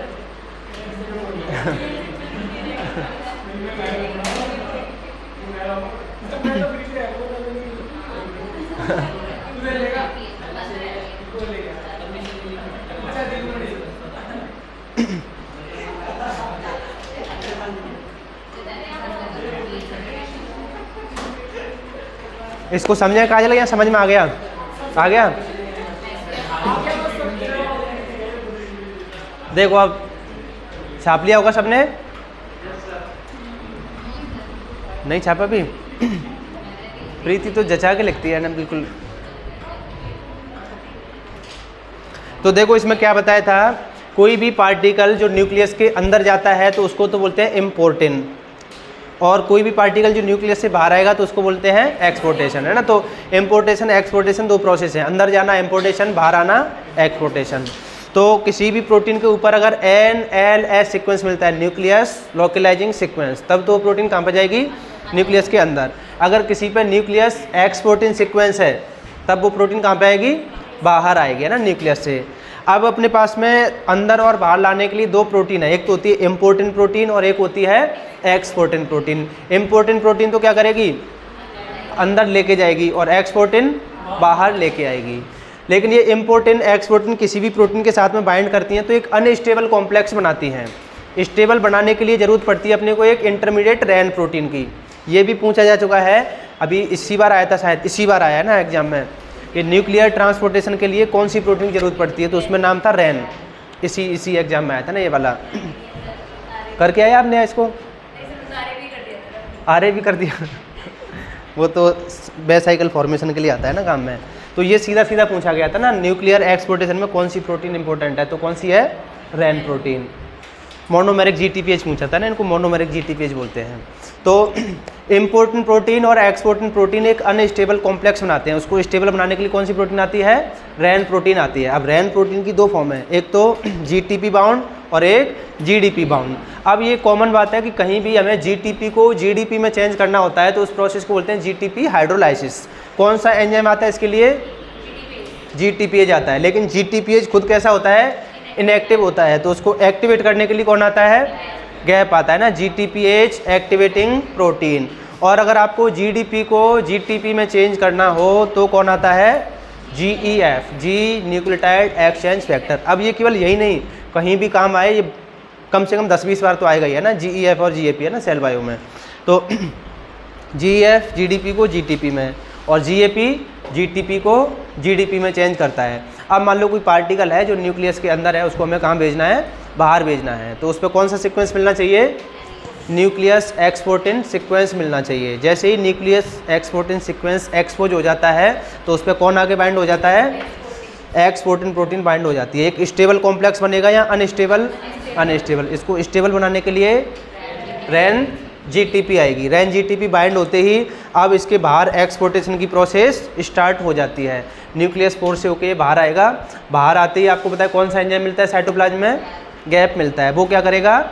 इस रेन जीटीपी को किस में चेंज कर देगा? रेन जीडीपी में चेंज कर देगा। अब जैसे ही रेन जीडीपी में चेंज होगी तो ये रेन जीडीपी एक्सपोर्टिन के साथ में बाइंड नहीं रह सकती। अब जब रेन जीडीपी बाइंड नहीं रहेगी तो कॉम्प्लेक्स स्टेबल या अनस्टेबल? तो रेन जीडीपी अलग और एक्सपोर्टिन अलग और अपनी प्रोटीन अलग। समझ में आ गई यहाँ तक बात? अब वापस से क्या करेंगे? ये एक्सपोर्टिन तो न्यूक्लियस पोर से होकर वापस से चली जाती है ना अंदर। अब ये रेन जीडीपी क्या करेगी?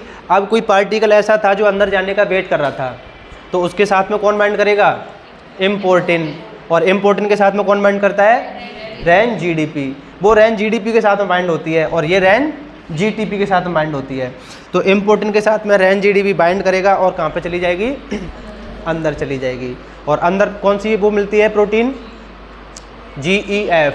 वो क्या करेगी? इसकी जीडीपी को जीटीपी में चेंज कर देगी। उसकी वजह से ये क्या हो जाएगा? यहाँ से डिसोशिएट। तो अपनी प्रोटीन अलग, इम्पोर्टिन अलग और रेन जीटीपी अलग हो जाएगी। समझ में आ गई बात? तो ये ऐसे एक्सपोर्टिन इम्पोर्टिन चलता रहता है। ये तो इधर आएगा और ये वापस इधर से इधर लेके जाएगा। समझ में आ गई बात? तो एक और डायग्राम बनाए फिर इम्पोर्टिन। इसी को बड़ा कर दें पर सेल का साइज तो हाईली वेरिएबल है ना तो ये तो मिटा दो। ये तो आपने लिख लिया। सर एक्सपोर्टेड अपने आप अंदर कैसे जाता है? इसमें भी तो एनालिसिस होना चाहिए ना। कैसे एनालिसिस होना चाहिए? एक्सपोर्टेड के पास भी तो एनालिसिस होना चाहिए ना।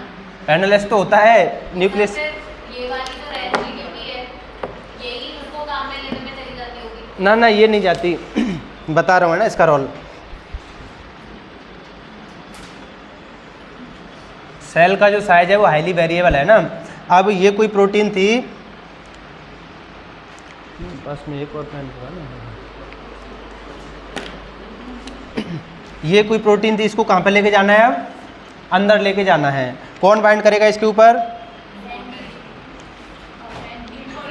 इम्पोर्टिन बाइंड होगा पहले ना। तो ये बाइंड हुआ इम्पोर्टिन। कॉम्प्लेक्स स्टेबल या अनस्टेबल? अनस्टेबल। तो इसके साथ में किसको बाइंड कराओगे आप? और इसके साथ में बाइंड कर गया अब रेन और जीटीपी या जीडीपी? जीडीपी।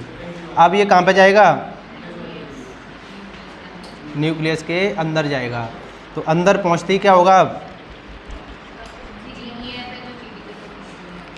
ये तो प्रोटीन होगी अपनी। प्रोटीन के ऊपर कौन बाइंड है? इम्पोर्टिन। और इम्पोर्टिन के ऊपर रेन और जीडीपी। कौन सा एंजाइम मिलता है न्यूक्लियस में? GEF। तो GEF क्या करेगा? इस रेन जीडीपी को जीटीपी में चेंज कर देगा। तो क्या जीटीपी वाली फॉर्म इसके साथ बाइंड रह पाएगी? अब नहीं रह पाएगी। तो अपनी रेन और ये जीटीपी तो हो गई अलग और प्रोटीन हो गई। अब नहीं चल रहा है, अब मना कर दिया इसने।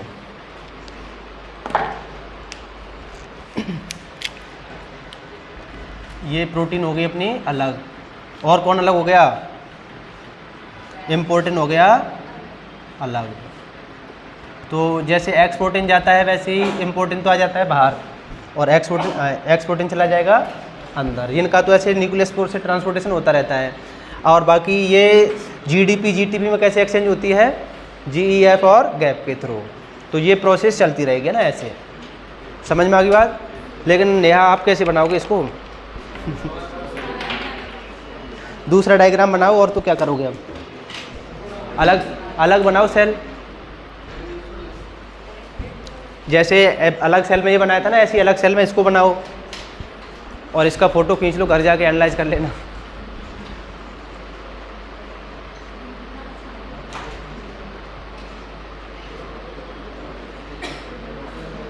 अरे ये प्रोसेस तो आपसे कोई नहीं पूछता है ना। आपको दो बात ध्यान रखनी है ना। एक तो गैप और GEF किधर मिलते हैं? गैप किधर मिलता है? साइटोप्लाज्म में। और GEF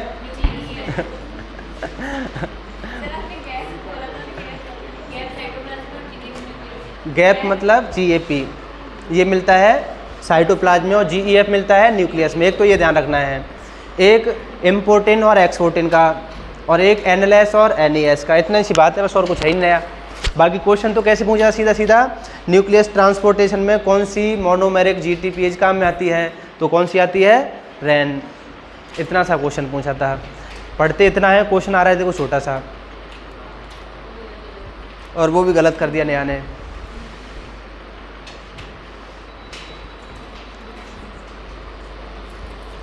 अब ये आपकी प्रोटीन टारगेटिंग कंप्लीट है ना, इतना ही, जितना हो गया उतना बहुत है। अब पढ़ेंगे कल दूसरा टॉपिक कोई।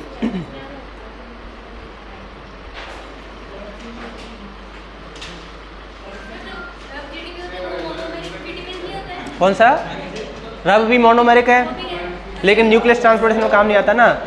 रब, रास, राफ, ARF, SAR, रो, ये सब मोनोमेरिक GTPase हैं।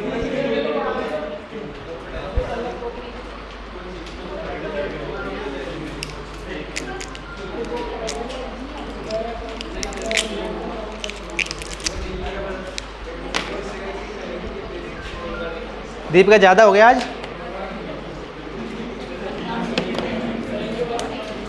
क्या बोल गया, क्या बोल रहे हो? अभी आपका साइटोस्केलेटन बचा है, सेल सिग्नलिंग बची है, cancer, apoptosis, cell division, cell cycle, इतना बचा है अभी। नहीं, 1 महीना तो नहीं लेंगे। कितनी तारीख होगी आज, तो अभी 10-11 क्लास तो लगेंगी अभी।